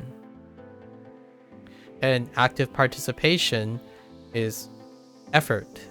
It requires effort. Not whether it is rewarding or is good or nothing. We're not talking about like how you feel about it, like in terms of dopamine and stuff. The idea is it's active. It requires effort. So how often you stay active is probably how much more endurance you have. And the downside about being active when it comes to endurance is the less and less you do, the less time you can stay active. This, in my opinion, is one of the downsides, or one of the, I want to say, potential pitfalls of language learning, trendy language learning advice these days, or any form of habit formation. When you're active about some sort of trendy method, right, and you stick to it, so for its good, it's also double-edged. So at first you believe in the method and you keep staying active, right? And then with enough practice, it becomes a passive process. And when it becomes a passive process, you're actually staying active less and less. So then you become less and less enthusiastic about it. Like, it's less rewarding, it becomes more grindy. But the thing about passive things is they're easy. They require less effort. You invested a lot of time into it, so it produces the most dopamine by using the least amount of effort, as like a dope effort response at first in a state, like so like if we were talking about activity, right? It starts, you are active really high, and eventually it becomes passive, and then it just keeps, you're trying to preserve it. And the way you do this is to increase the amount of time you spend. So while this requires less effort, it means you can do it for a longer time. So online games and live service games, at first you can only do so much. It tries to hook you, right? It tries to hook you, get you to practice. It becomes more passive. When it becomes passive, it's less effort. Less effort means to get the same amount of dopamine, you're actually spending more time. So over time, live service games will consume your life. And that's kind of one of the realizations. Now, this is only, in my opinion, explaining the surface level stuff. The details are up to the person. What is it about that live service game? What is it about the thing you're looking at that is hooking you, continuously hooking you? Because technically, you have diminished return. This stuff requires less effort and more time over time, and it's not sustainable. So eventually,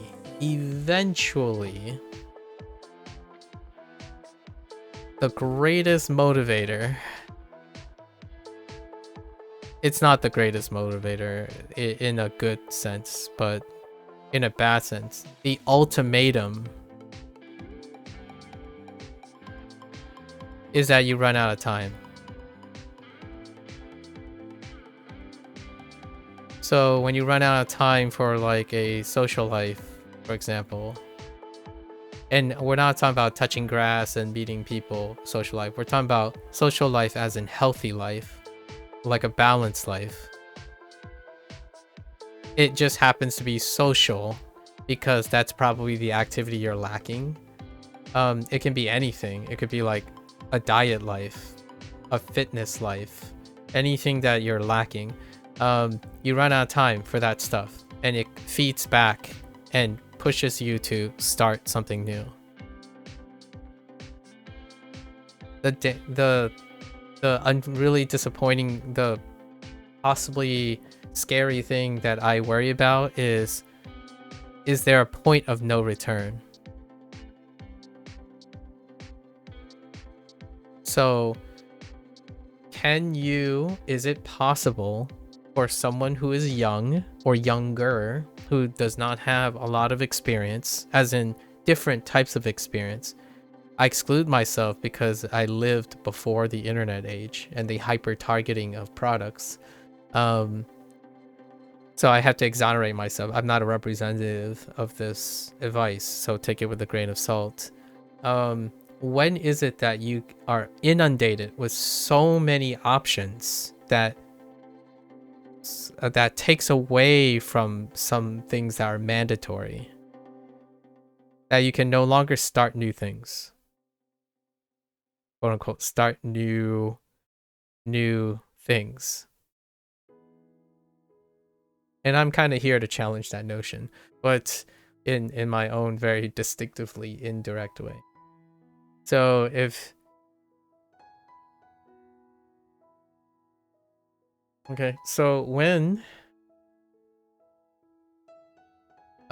when I think about I need to start WaniKani now, how do I get myself to start WaniKani?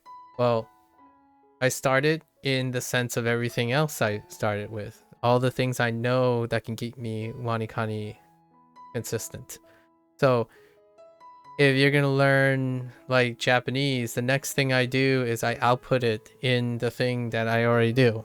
I watch anime since I was allowed, since I could, which was when like Toonami was around or Cartoon Network was around. Now the internet just provides that. So I balance it out all the time, in my opinion, with output. And I really dislike, or I really have reservations about how people downplay output, because they're primarily focused on the quantity of novel like knowledge, and often this novel knowledge is the source of dopamine as well. And when you do output, it's the same thing that is trapping a lot of people, because output does provide dopamine,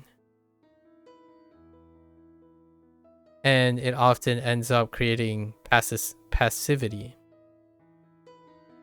So it's very tricky to know. You got to know yourself much better. Like, at what point does my output get boring, as in it gets passive? So am I watching One Piece with my brain turned off, or am I watching One Piece in a mix? Is it still providing enough dopamine for me to output? Right. And then the other problem, the other thing that is most daunting for most people, is the thing they don't do very often, which is input. How do you increase input? So naturally, most people target lots of consumers, right? Like businesses, or not consumers, sorry, businesses are selling towards increasing input. And to me, it's a balance between understanding how you do input and output. Most of the stuff you're doing now, at least most of your life, like if you're stuck on online games or you're only engaging in things that you are very comfortable in, inherently it's maximizing output and minimizing input. And for me, I spend most of my time inputting. So from time to time, I have to discipline myself to output something until it becomes regular, until it becomes skillful. So that's relating to all the things that that you asked, Bill, earlier on the form digression. That loops up everything. Studying, I practice a lot. I practice a lot because it's the thing I do less. And I learn a lot, but I should try. Oh, sorry. I learn less, but I typically learn a lot.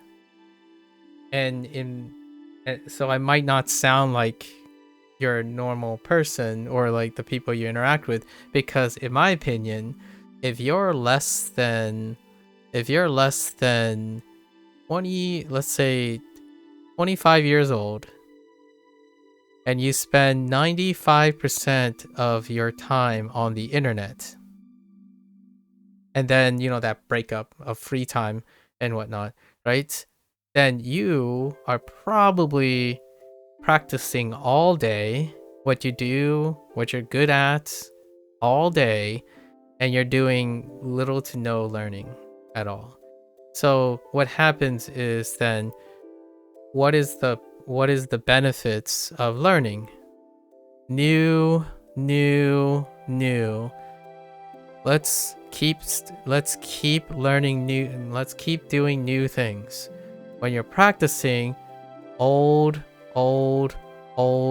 passive, and this is active. Now both of these can provide dopamine. However, they're not sustainable apart from each other. Like, if you're not doing back and forth, then eventually one is going to not be enough, right? Eventually you have to start a new thing. So the question is, how long is it too long? For me, it takes discipline to practice. For other people, like this group, it takes discipline to do the active thing, to actively learn new things, because the internet doesn't do that for you. The internet actually gets you to practice all the time. Practice. If you have a hobby and you search up that hobby, you're going to be told everything you need to know about that hobby and how you have to dedicate your entire life to that hobby. And only that hobby exists, and it's the most important thing. And right away, it becomes passive. And you're just practicing. That's how algo works. That's the algorithm. Well, they're kind of trying to change it up a little bit, but that's the basic algorithm. So, there are scarier versions of this. I'll give you one negative version of this in a way to sober up.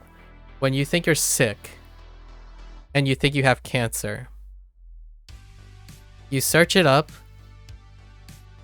then you suddenly become a cancer expert. And you know you have cancer. That's understanding human behavior right there, in my opinion. So that's what the internet is good at. The internet is good at getting you to practice exactly what you know. It's not great. It's not great that it doesn't help you explore things.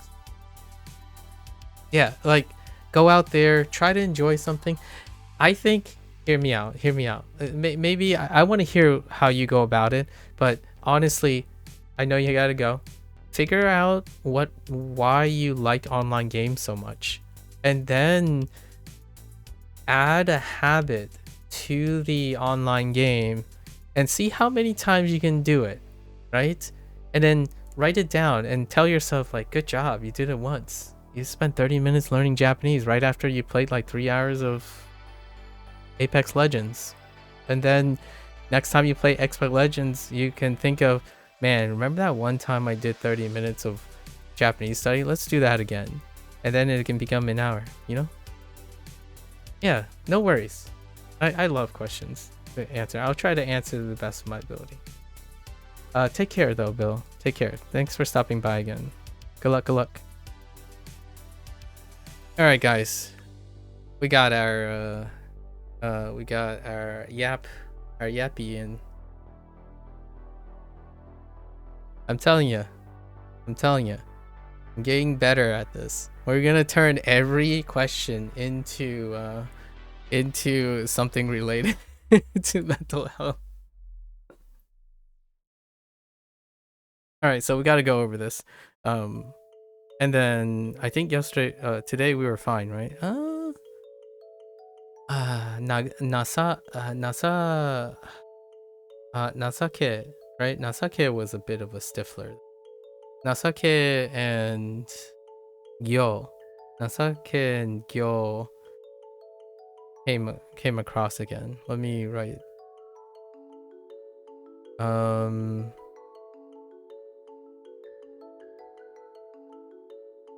Which feeling was it? It was this feeling.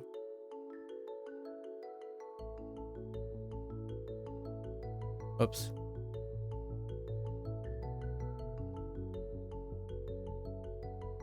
Right? Yeah.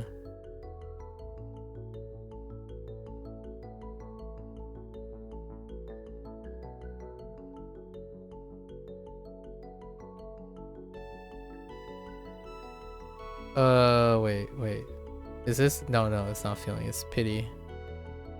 And then it was one that I got stopped on again. What did I just say? Gyo?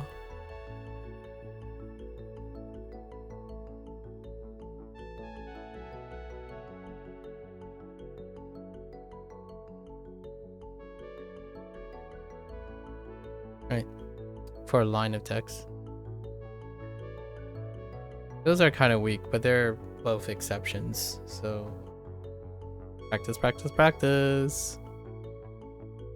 Yeah, anyways, before you guys arrived, Jack and Pro, I was asked, do I only use WaniKani or do I use other methods for studying Japanese? You can connect the dots. I feel like Procol knows me pretty well to connect the dots of how that led to something. And then the follow-up question was, what's my favorite anime? That is a fully loaded question, so I did as much as I can and talk about as much as I can. And then Bill ended up sharing something about their habits after I mentioned movies, series, different type of anime adjacent and all that.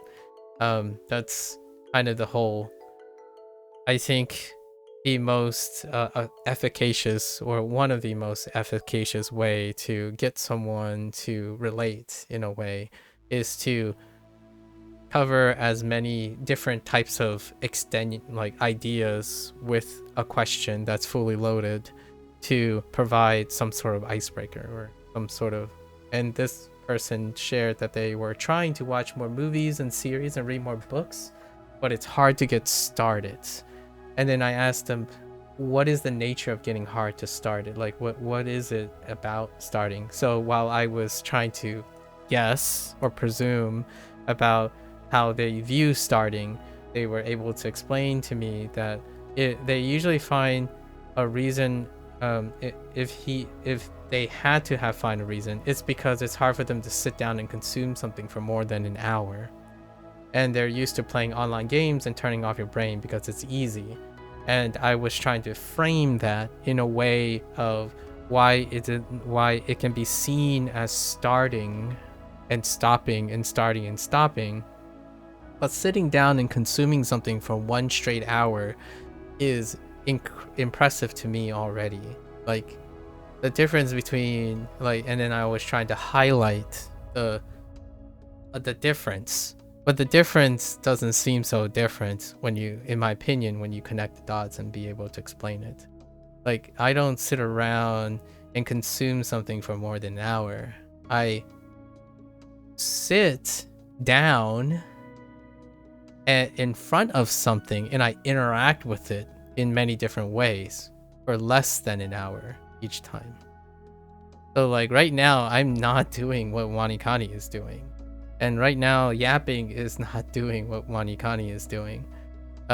Sometimes I look at these things, sometimes I think in Chinese, sometimes I think in Spanish. It's, I need it more enough so that it doesn't become passive, right? I started with Japanese. I spent, 8 to 10 hours with Japanese and English, right? And then native English last year. And at some point after 200 days, I'm like, I think I kind of milked the way and made it dynamic enough that it's time to add Chinese. And then it's time to add Spanish. And then it's time to switch up the things that they do and whatnot. That's kind of what I mean by I don't sit still for a very long time. I think doing the exact same thing for an hour is incredibly impressive. Some people might say, no, I do that all the time. It's like, do you really? And I want to know. Let me know if you're out there having the same thought for an hour. And I can tell you there are people, I actually know a couple people who believe that they hyperfocus, and I truly do believe they hyperfocus. I do not have a hyperfocus. In fact, one of the games that I used to play, OS, requires hyperfocus, and I am notorious for easily one of the most struggle busts of hyperfocus. Like, I can't even fathom people who full combo. Or now here's the thing. There's something about it too. There's also, you practice so much it becomes passive, and then you can do it. And then there's people who are just active the whole time, and that's really important to know, because sitting down and consuming something, I think there's a double standard here. When someone says it's hard to sit down and consume something for an hour, oftentimes they're talking about being actively doing something, the same thing for an hour, versus being passive doing the same thing for an hour. Like if I played white noise in the background for an hour, you can sit through that 1 hour white noise. Probably. Well, while doing something else. That's the passive process happening, right? In fact, a lot of times that helps people get to sleep. They have no trouble sleeping through 8 hours of white noise because it's a passive process. When you watch an anime and you're watching it and then suddenly you lost the 15 minutes in between because you blinked and then suddenly the anime ending is playing, that's a passive process. You've literally sat through that much. Now the question is, how can you squeeze being active more often? And this is as much as I do. It kind of something that I can't portray. I always emphasize what is available that you can't see, because that is one of the biggest stranger dangers when it comes to offering advice. What you can't see, like what I don't know about a person I'm talking to and what that person doesn't know about me can often change your perspective a lot. So I want to offer one thing that I concede no matter what. I can no longer do this unless I deliberately try to condition myself out of it for the next 5 years. And that is, I truly mean when I say, if you see me on WaniKani straight up doing WaniKani for 5 hours straight, that is probably the hardest thing I can possibly do. And some people will say that, well, that's not hard. You did it for 5 hours. I can't even do it for 1 hour. It's like, we all have different thresholds. Endurance training is unique to the individual. So what you can, it doesn't say you can't achieve what I can achieve in 5 hours. As in, it doesn't say anything about what you can do in that 1 hour versus what I can do in that 5 hours.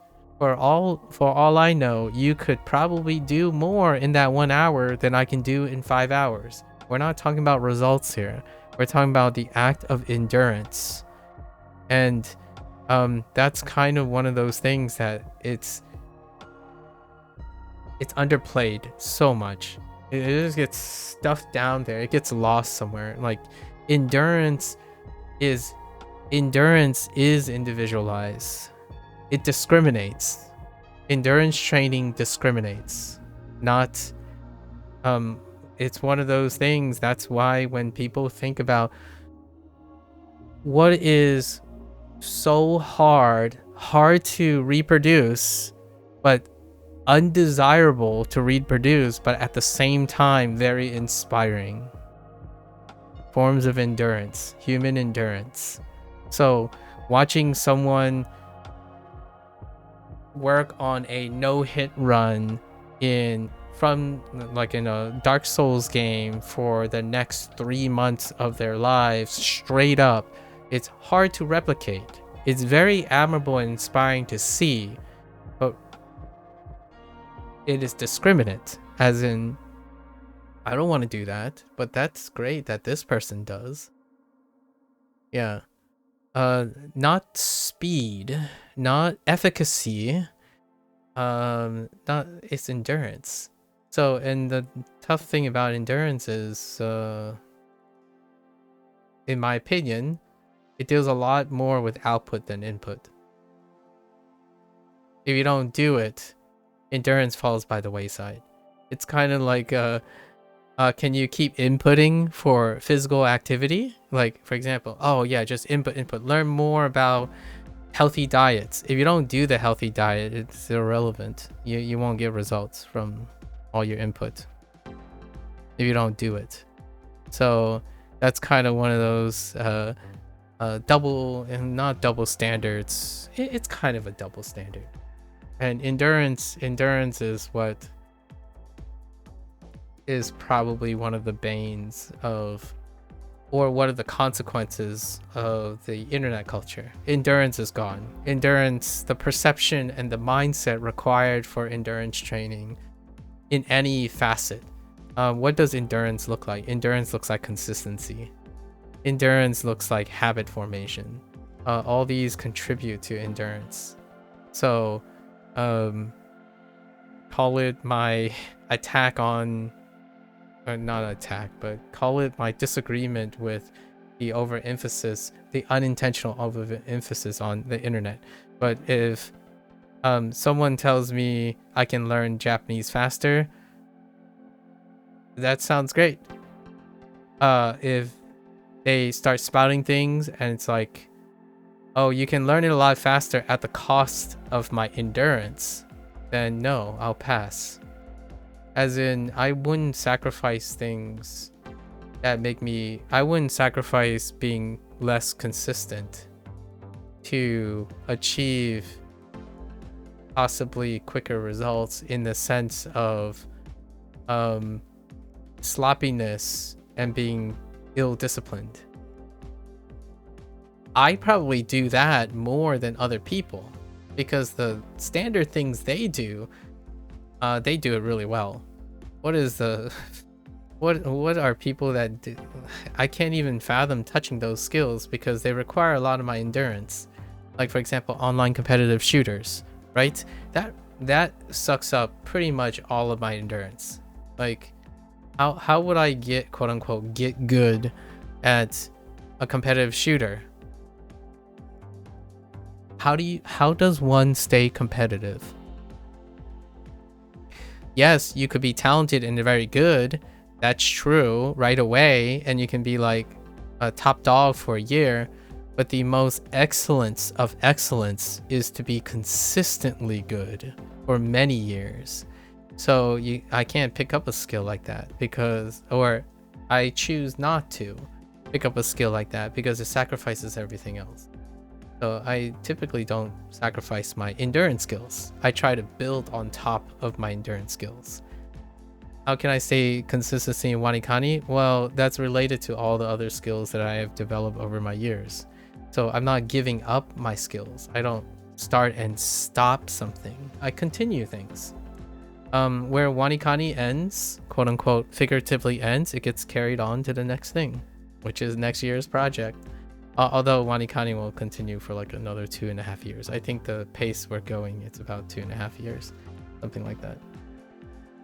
And I think you can too. The question is, what are you gonna trade out, or how are you gonna blend it, whatnot? The next competitive shooter I play, right? It's gonna bring up Overwatch, and it's just gonna bring up Overwatch. The next trading CCG live service game is gonna bring up Hearthstone. When I find another Western MMORPG, it's gonna bring up Neverwinter all the time. They don't leave or stop. Well, they literally leave and stop, but figuratively, you choose when for them to be relevant or not. In my opinion. Now, there is a little bit of a you can think of extreme situations where you're learning skills that are so isolated that they only belong to that type of subset, and that's perfectly fine. I would still say that they are relevant by emotional standpoint. So, for example, your reward from learning the intricacies of blueprints, for example, may not translate to other puzzle games, but the experience you have in solving those blueprints puzzles can lead to transferable skills to them. So yes, there are things that are lost between skill building, like pressing A to jump. That's not going to be relevant when you're going outside trying to jump. You're not going to hit A. You can though. How about starting a hear me out. This is what I mean by where there's a will, there's a way. Okay, you might be thinking, no. I like jumping in video games. I like hitting A because I don't get tired when I hit A, right? When you hit the A button, sorry, Xbox controllers, X across or X button on PlayStation, right? Or your spacebar, right? You hit your spacebar and you're like, that's not a transferable skill. How can I make that into a fitness routine? Buy a physical trampoline. Spray paint A or X on it and jump on that. Wouldn't it be funny or wouldn't it be entertaining if you went and bought maybe like a inverted dome, like one of those bouncy yoga inverted domes, and you just record yourself jumping on it? Say, hey guys, so I just spent like 3 hours playing FromSoft games and I hit the dodge roll so many times. It's just one button. All right, let's go out. I'm gonna take a pair of jump ropes and I'm gonna jump on this dome thing, and it's the button, and it's the size of a button. Now it's relevant, in my opinion. That's relevant now. Like, press A to jump. Why don't you literally jump on an A button? Where there's a will, there's a way. Does that take you away from your content? Probably not, because when you're jumping on the A button, people will know you're referring to your A jumping. At least in my opinion. So do it. But that offsets starting a new thing, because it's not so much starting a new thing, but evolving on a continuing thing. Yep. Learning Chinese doesn't take away... it literally takes away time from learning Japanese, but it doesn't quite figuratively always take away from learning Japanese. So, yes. That's how we roll. It's not one-to-one. Again, I'm not saying you get all the values of... the idea is, what are you lacking? Are you lacking input? Are you lacking output? Use something that you know that can encourage you to do the other.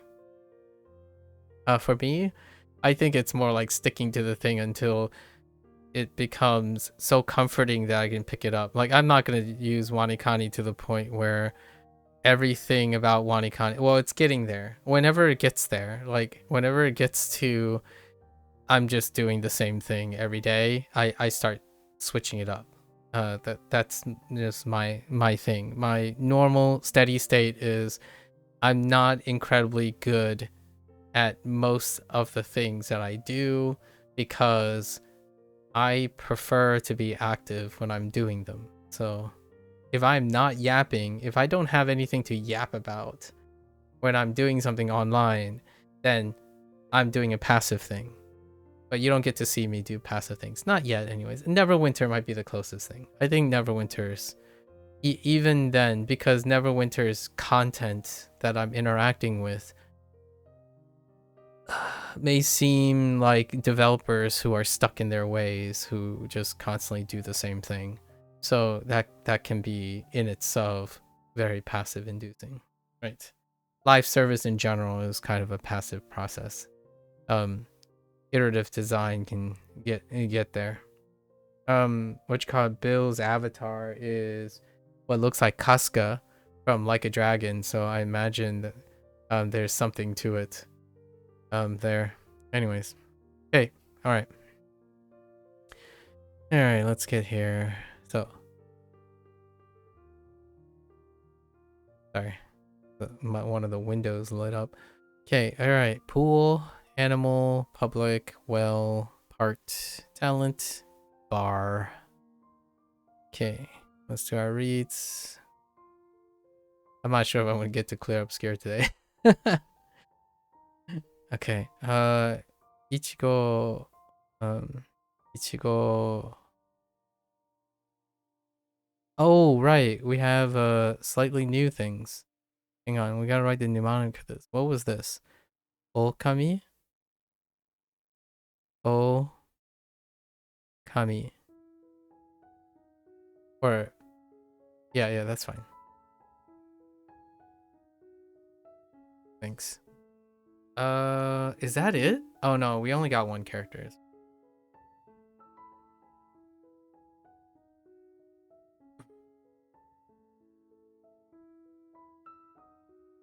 That moment when you swallow and breathe in at the same time.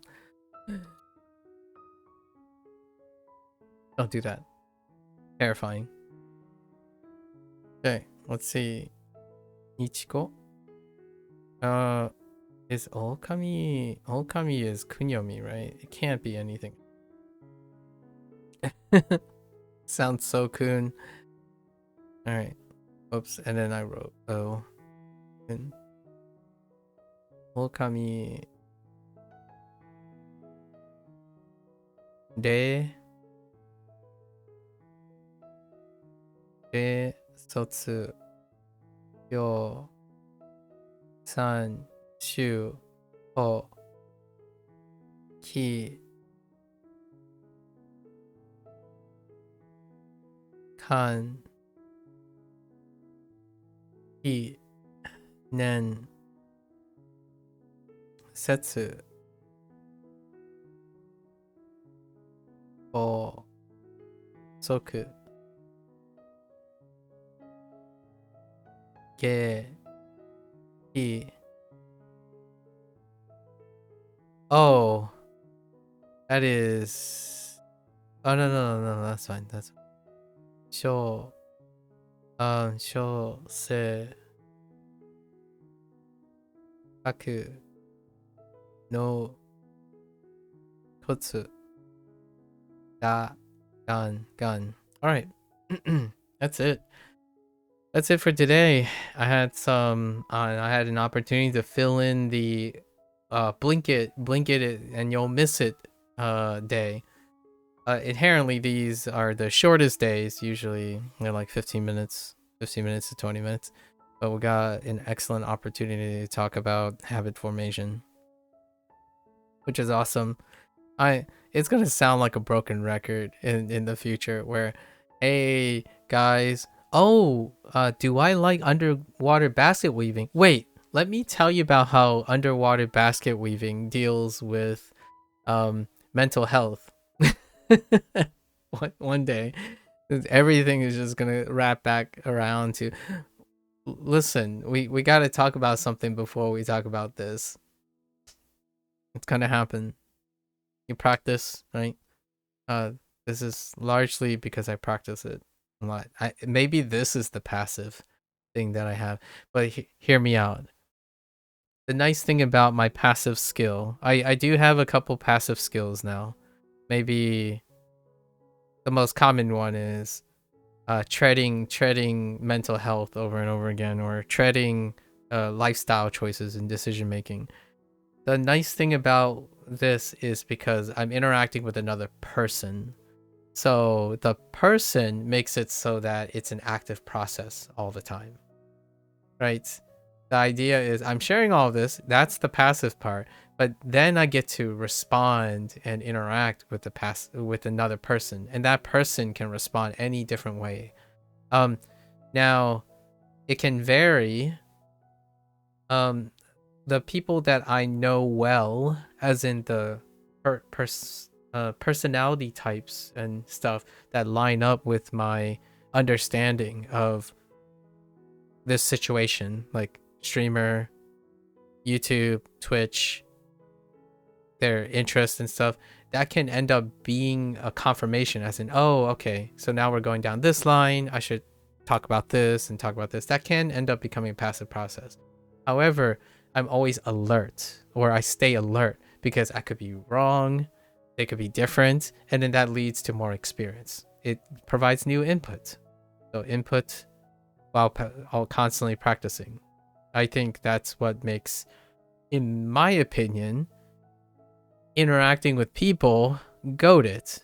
Because oftentimes, social interactions is the source of passive and active process. Humans are, if not consistent in particular ways, but also unpredictable because of the lack of knowledge, right? Because of the lack of knowledge of that person. However, I think the internet, I said this before, it is not possible to make these generalizations and generalities if the internet didn't work as well as it can by normalizing behavior. I think if you wind back 20 years ago, right, when the internet was in its infancy, like in the beginning, it is so hard to even know what you like, or what people like, or what you should like, or what people tell you should like. Nowadays, though, in a very evil, mad scientist way, I'm kidding, by the way, but in a mad scientist way, I wish, like, here's a fun wish thing. Maybe it's a regret or something like that. I don't think social experiments have been ever easier to perform than it has ever online. In fact, businesses perform social experiments nonstop. Automation makes generalities possible for humanity. It prays or leverages, depending on your positive, negative, like wherever you're, or indifferent. It utilizes the essential parts and of human conditioning. Lowest effort for maximum amount of reward. And automation is meant to reduce the most amount of effort for the greatest amount of return, right? So in practice, it creates humans who think very similarly, not because they literally do that or figuratively do that, is they're conditioned to do that. So when I hear people say, oh, I can't do this because everyone else can't do this and it's acceptable, it might not be because no one else can do this. It's they choose not to do this, or they unintentionally not do this, right? Can you learn a new language? Like, it's like a old beating the head of an old horse. I forgot what the idiom is, but kicking someone while they're down kind of situation. If you can't learn a language now, I actually think more people believe you can't learn a language now than ever. Or like, it's easier to identify who is one of those people who don't believe they can learn language, and then it's much more easier to identify who can, because the internet makes microcosms of pretty much anything. That's what the algorithm does. If you don't like broccoli and you search, why do I not like broccoli, or immediately the algorithm is gonna put you in touch with everyone else who posts about why they don't like broccoli. And then now you inherently get exposed to all the tools, the tips, the hot takes about not liking broccoli. Now when you go and share that, everyone else will know the patterns and opinions attached to that if they came across it, or they don't, period. So then you have polarized behavior. You either agree or you disagree, because the internet either automates you to agreeing to the thing that you believe is true, or it agrees to disagree on the things that are true. Nothing in between, no exploration, no critical thinking, no preponderance, no self-evaluation. You type it in and it removes the need. Discovering new knowledge is passive. Discovering interest, coming up with solutions, creating an idea even if it already exists by happenstance, no longer exists on the internet. You have to know if it exists first before you do it, right? When was the last time someone said, I don't want to start this because I already know someone else is already super good at it and I don't believe I can be that good? The internet has removed the need for confirmation bias. It literally provides confirmation bias. Not even null hypothesis testing. Like, what I mean is, if you type in which AI might do something weird, we'll see.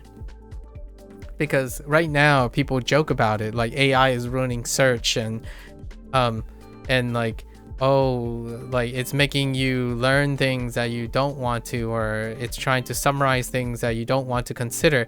My thought is, we joke about it now, where search used to be so conditioned that it always searches for exactly what you want.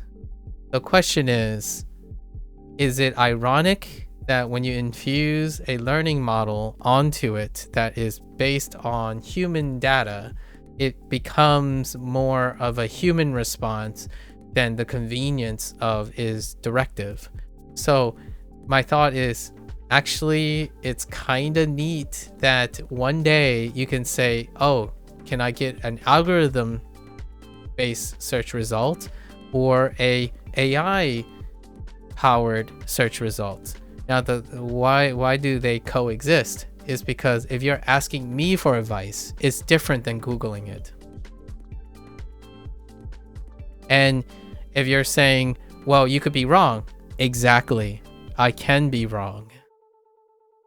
Or I can tell you something that doesn't exist in that exact context, because that is what it's like to have to understand how to filter and think for yourself and whatnot.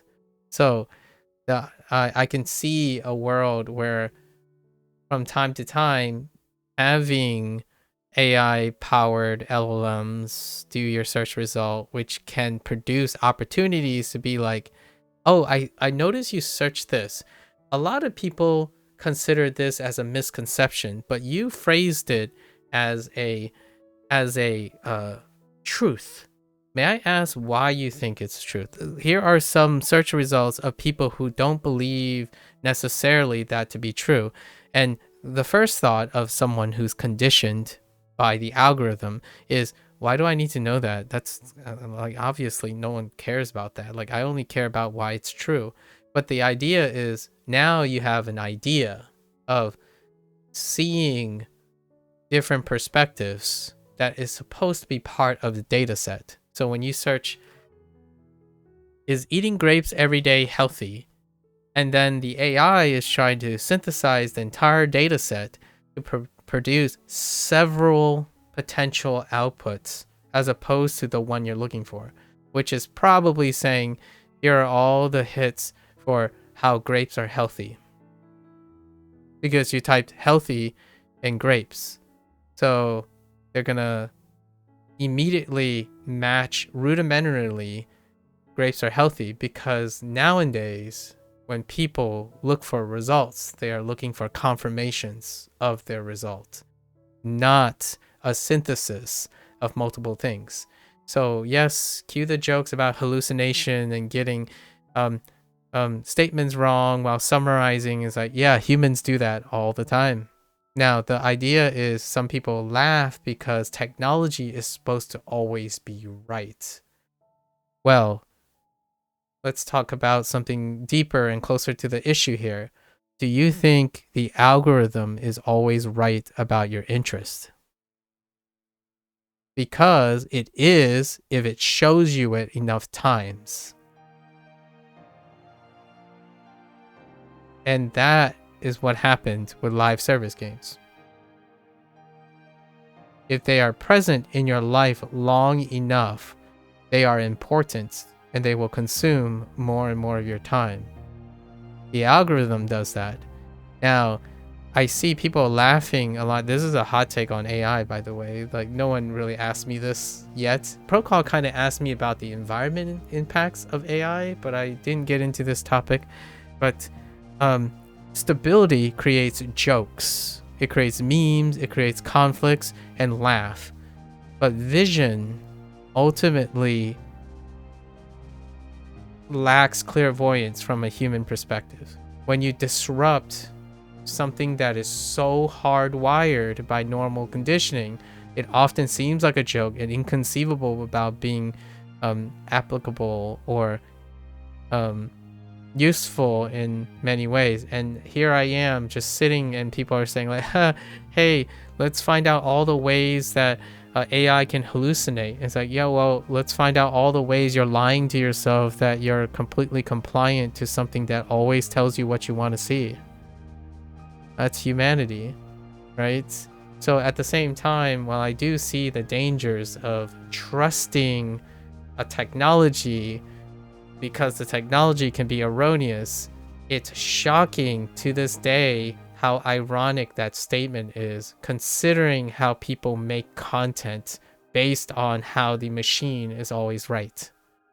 So the algorithm is always right. Let's make content based on the algorithm. The trends are always right. Let's make content based on the trends.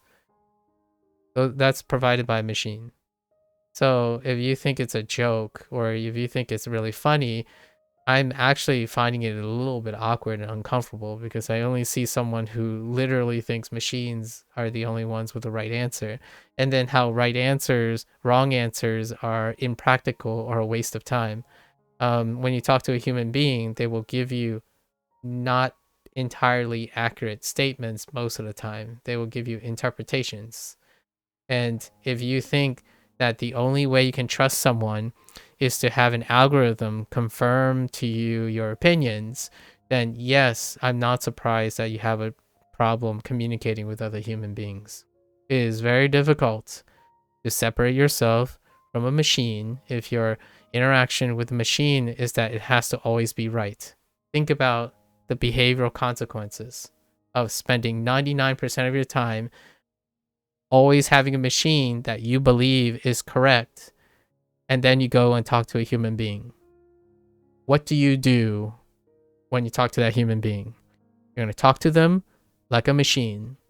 Like, oh, hey, I noticed you're wrong. You should Google that because that is wrong. Google would say you're wrong. Like, well, the other person, if they're emotionally intelligent enough, would say, yeah, you're kind of talking to me like I'm a machine. So I'm just going to go and leave and hang out with other people who actually talk to each other like human beings. And then you have hyperpolarization of behavior. You have people who talk to each other like human beings. And then you have people who talk to each other like machines, or through machines, or to machines, right? So there you go, right? Hyperpolarization. Yeah, they either exist or they don't. And the unfortunate thing, in my opinion, when I think about it, or not really unfortunate, the poetic thing is I actually think neither group is all that unhappy. Like, what I mean is, ones that truly embrace always being right, and they like it, as in no cognitive dissonance whatsoever, those, they're probably perfectly happy. And in the people who like to hang out with human beings,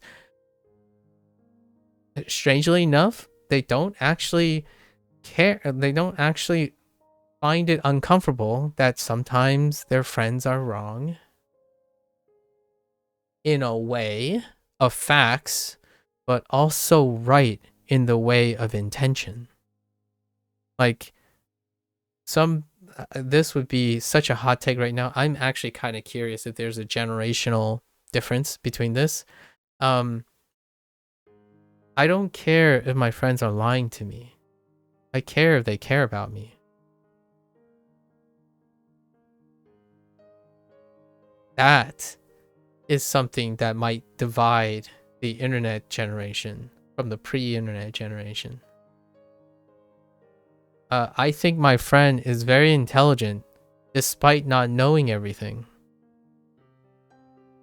I think my friend is really good at playing video games despite not always beating the game.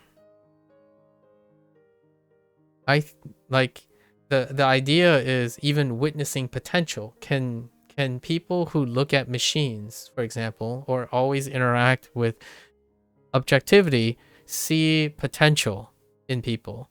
Do you become better at judging people, or do you become better at judging machines? That's also, like, all of these I think about every single day. Like, the thing you do most often paves your behavioral response. So when you say, oh yeah, this method is crappy, are you getting better at judging people, how people study, or are you getting better at judging the method? Because the last time I checked, when someone came up to me and said, you're using Duolingo, you're clearly a poor language learner, my first thought is, what does Duolingo have to do with my poor language learning skills? Or how can you discern that assumption? So you reduced me to a method and an app. And hear me out, it would work if I was also 20 years old and grew up on the internet and only defined my life by apps. Then it would work. And what would happen is that person would get personal and defend Duolingo as though they're defending themselves. Right? That's the whole idea of identifying yourself as an app, identifying yourself as a product. Now, I don't have any problems abandoning Duolingo. The question is, are you talking to me like a human being, that you care about me as a human being who has a capacity beyond what you can see because you think of people as machines, or you're trying to treat me like a human being and demonstrate to me and explain to me like a human being why I should consider your method? Very, very different, right? Like, oh, you should know this. It's like, no, humans should not have to know anything. You're here to interact with a human being, to share what you know. Humans don't know everything. Like, oh, you're a scientist. That means you must know X, Y, and Z because you should have Googled it and whatnot. It's like, no, you don't. Like, the last time I checked, a chemist is not responsible for everything in the CRC. If you guys don't know what a CRC is it called a CRC still? It's like a chemical dictionary. Like, or something, oh, you're a native English speaker? You must know all these words. It's like, yesterday, I practically flipped the table because of... What is it called? Careless? Now I don't remember what it is now.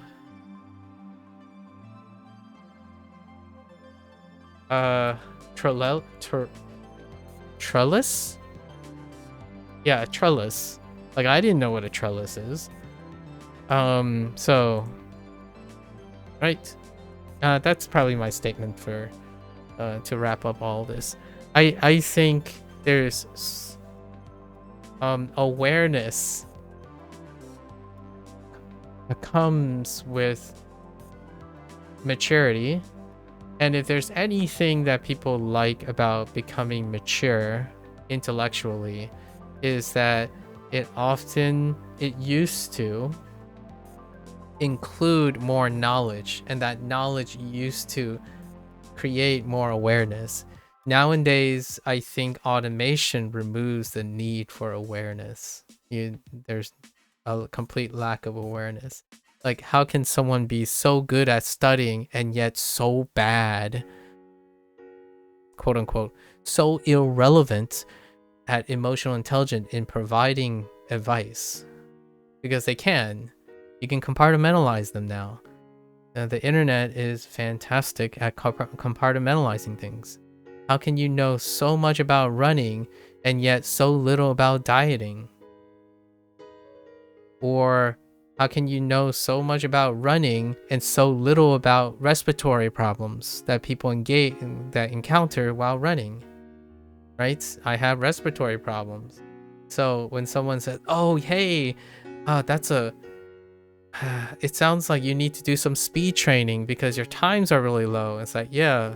Have you ever considered someone who has respiratory allergies year round and have difficulty sleeping because they have trouble breathing?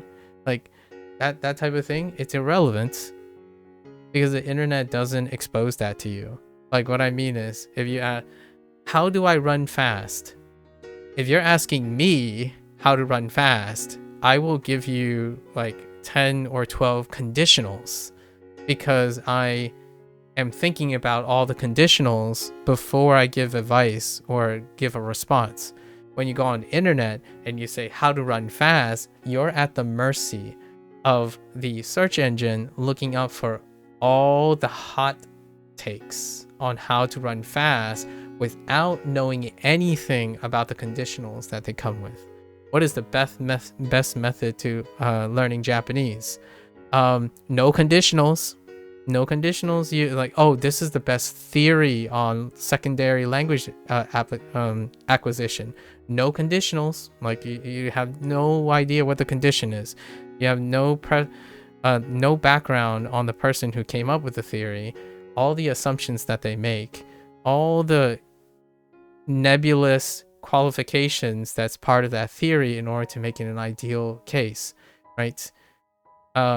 Yes, the theory is fantastic, assuming most of the things that I talk about, especially today, about consistency, habit formation, the conflicts of interest with modern technology, the conflict of interest with behavioral engagement from other sources. You can make a whole grand theory about the fastest way to learn a language and completely miss the context of humanity in its social context. In my opinion, I think that's my biggest criticism, my open criticism about things. Like, it's kind of like teaching in an ideal condition as opposed to knowing the realistic condition. For example, I still think people think classrooms are the efficacious classrooms is to deny instead of integrating modern technology into their study workflow. That is very much the same as someone who's making a theory on secondary language acquisition without understanding that, yeah, TikTok exists.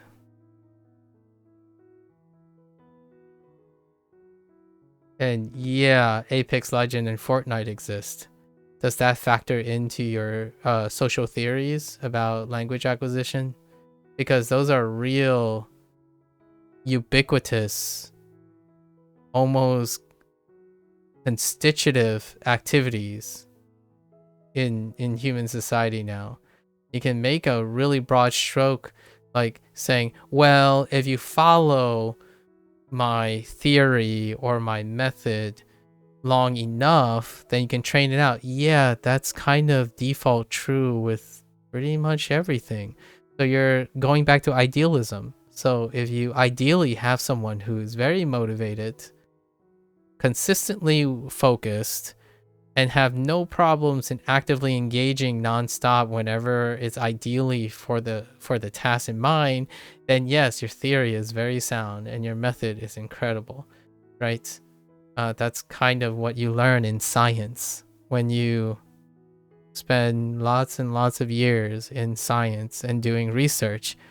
You constantly have your fingers crossed that the idealistic conditions work out, and they typically don't. Most of the time it deals with emergent properties, especially they're considered emergent properties because they're very difficult to understand. When they enter the picture, it's like, well, I haven't considered this, and that's the form of investigation. Now, it's a great starting point, though. It's a great starting point. Theories are great starting points. But boy howdy, has certain theories not aged well? But in my opinion, the people who are popularizing those theories and using those theories, dude, not for a bad or a good thing, because I don't know. They have the potential for self-awareness, but they don't utilize it. They're not incentive for self-awareness.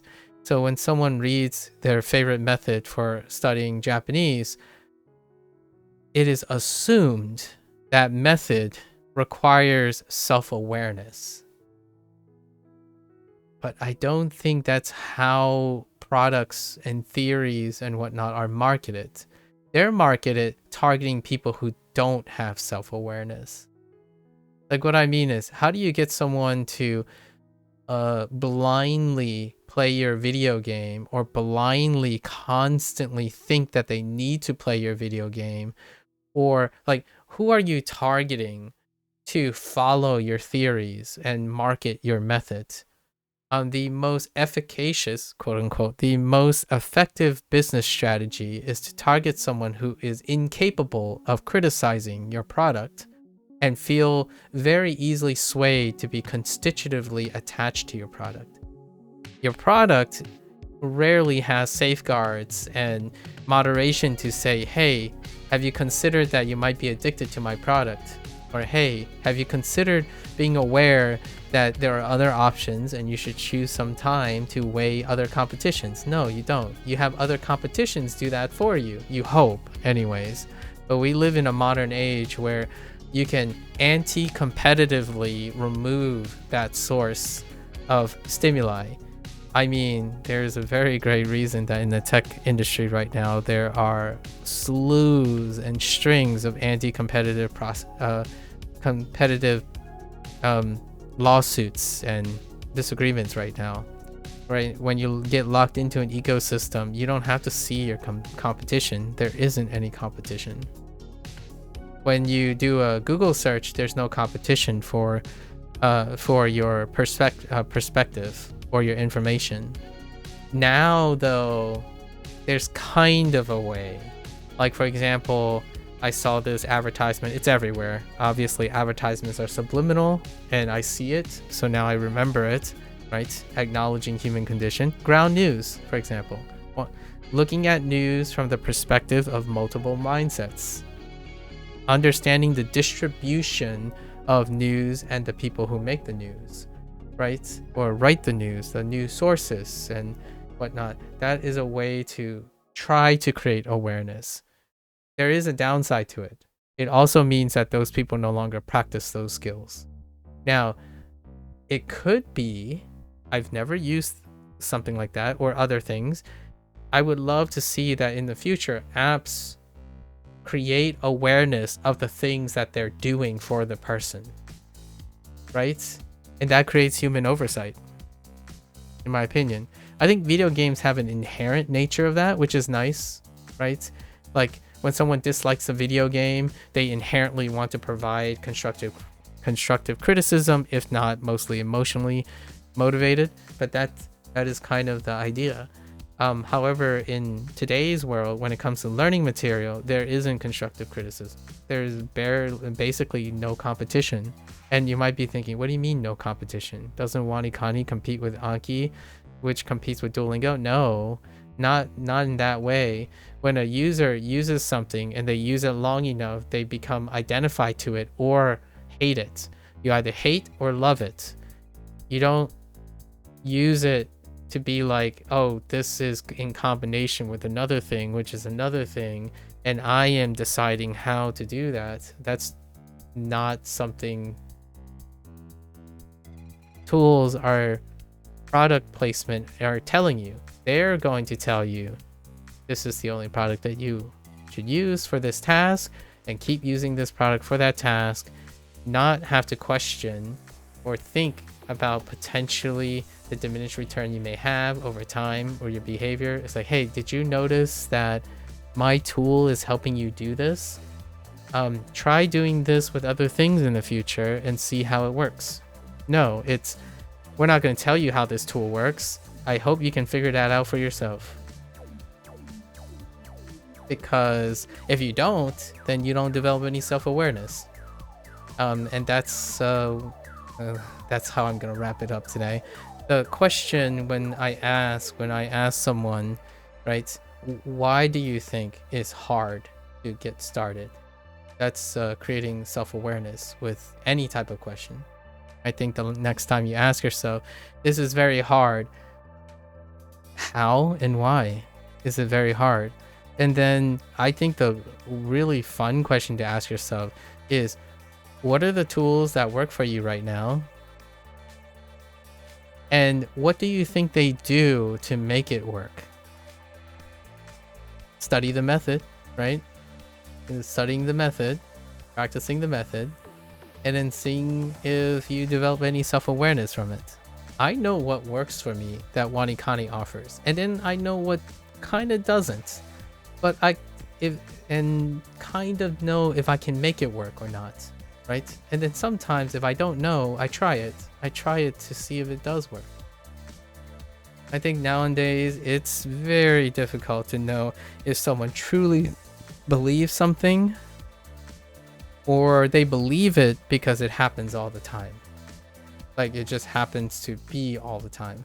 For example, someone who spends 99% of their time talking American English on their own streaming channel and decided that they are obviously monolingual. Lack of self-awareness, in my opinion. Why do I use English? Because it is my common language. Come back to me when YouTube and Twitch has a prominent showcase or prominent initiative to promote people who don't speak in English or people who are diaspora. Like then perhaps some people might say, whoa, there are Spanish channels. Like, I'm not Spanish. When was the last time someone said, oh, hey, oh, you're Fujianese? I just realized that they highlighted minorities on Twitch. Like, they don't do that. That's not a great business move. Right? You have to be self-aware. Like, I'm not saying businesses should do that because I'm aware that businesses have to make money. If you highlight very, very small groups, that's like spending extra money on. Now, it's great if it does happen. Like it's awesome if there was like some sort of greater directive to do so, but also awareness provides realistic perspective. Like if I said what's my favorite video game, I haven't actually really played a video game of my favorite. My favorite video game would probably be the one I make, which I'm not going to. So the closest facsimile of the video games are, I can tell you a lot of video games that when you add them all up, they're me. So when it comes to that type of question, that's what kind of is difficult. How could I possibly ever summarize my favorite video game if I don't truly believe that there is a video game that captures me? I think that's what I think of as favorites. Now, other people define favorite very differently. They define something that they can passively just get swept up. Sometimes people say, oh, are you immersed in the game? I'm like, my favorite games are games that I'm not immersed in. Right? Like that's the difference. I'm immersed in someone's life story behind the video game, but the video game itself is like a capture. It's a little piece of that person's life. I think the only thing that I can truly be immersed in is life itself, not a facsimile of that. However, it doesn't, like, I don't need it to do that. Occasionally I get swept up in emotions, and that's pretty cool. But I don't think in my life, there are things that keep getting closer, right? It keeps getting closer. But ultimately, if someone were to ask me, what's my favorite thing, is everything I choose to do. Because that is the true essence of favoritism. I choose to do things because they're probably things I want to do or are part of my favorites, right? So, yeah. And obviously, I have no short of answering it any other way. Like, what is your favorite slice of life? Let's rattle it down really, really fast. I think the more you can do that, in my opinion, the more self-aware you are. If you're talking about things about your life like, yeah, I just think it's boring. That to me tells me you don't, if you're happy, right? If I ask, are you happy? And they're like, yes. It's like, how are you happy? I'm just happy. That tells me this person has a low self-awareness, but it's not necessary for their happiness. When someone asks me a question, it takes me a very long time to explain things, and I'm explaining a lot of things, not saying the same thing over and over again, but saying a lot of things, because in my opinion, that is to demonstrate how self-aware I am. And being self-aware leads to conversations like that. And then people share very, very rapidly.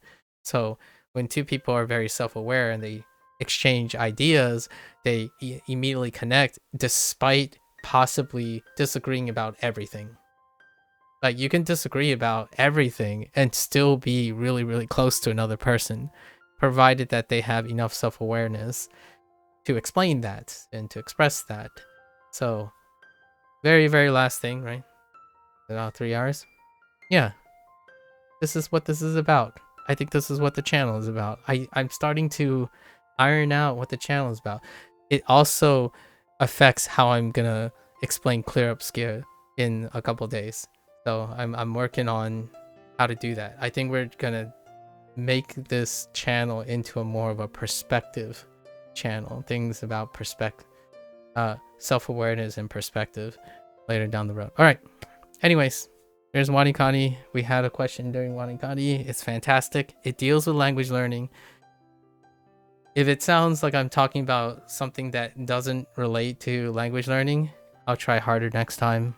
But I assure you, most of the things I talk about are relevant to whatever I'm doing or whatever I'm choosing to do. So find out how it relates if you want, or find out how it doesn't relate. My choice to use WaniKani actually is explained by almost all the things I said today. Almost. There were a few things that I took anecdotes from other people in order to present a case that isn't my own. Okay. Alright folks, if you're gonna watch this later, arigatou gozaimasu, right? Feel free to pick up WaniKani, follow along. If you're already a WaniKani user, I would love to hear your stories and anecdotes or different ideas and inspirations, right? More than welcome. Come on by. I'm free to digress, much like today. So for those who are only interested in Japanese or WaniKani, minasan mata ne. I'm gonna get up, stretch a little bit, and I'll be back for Hansuhiro. Thank you.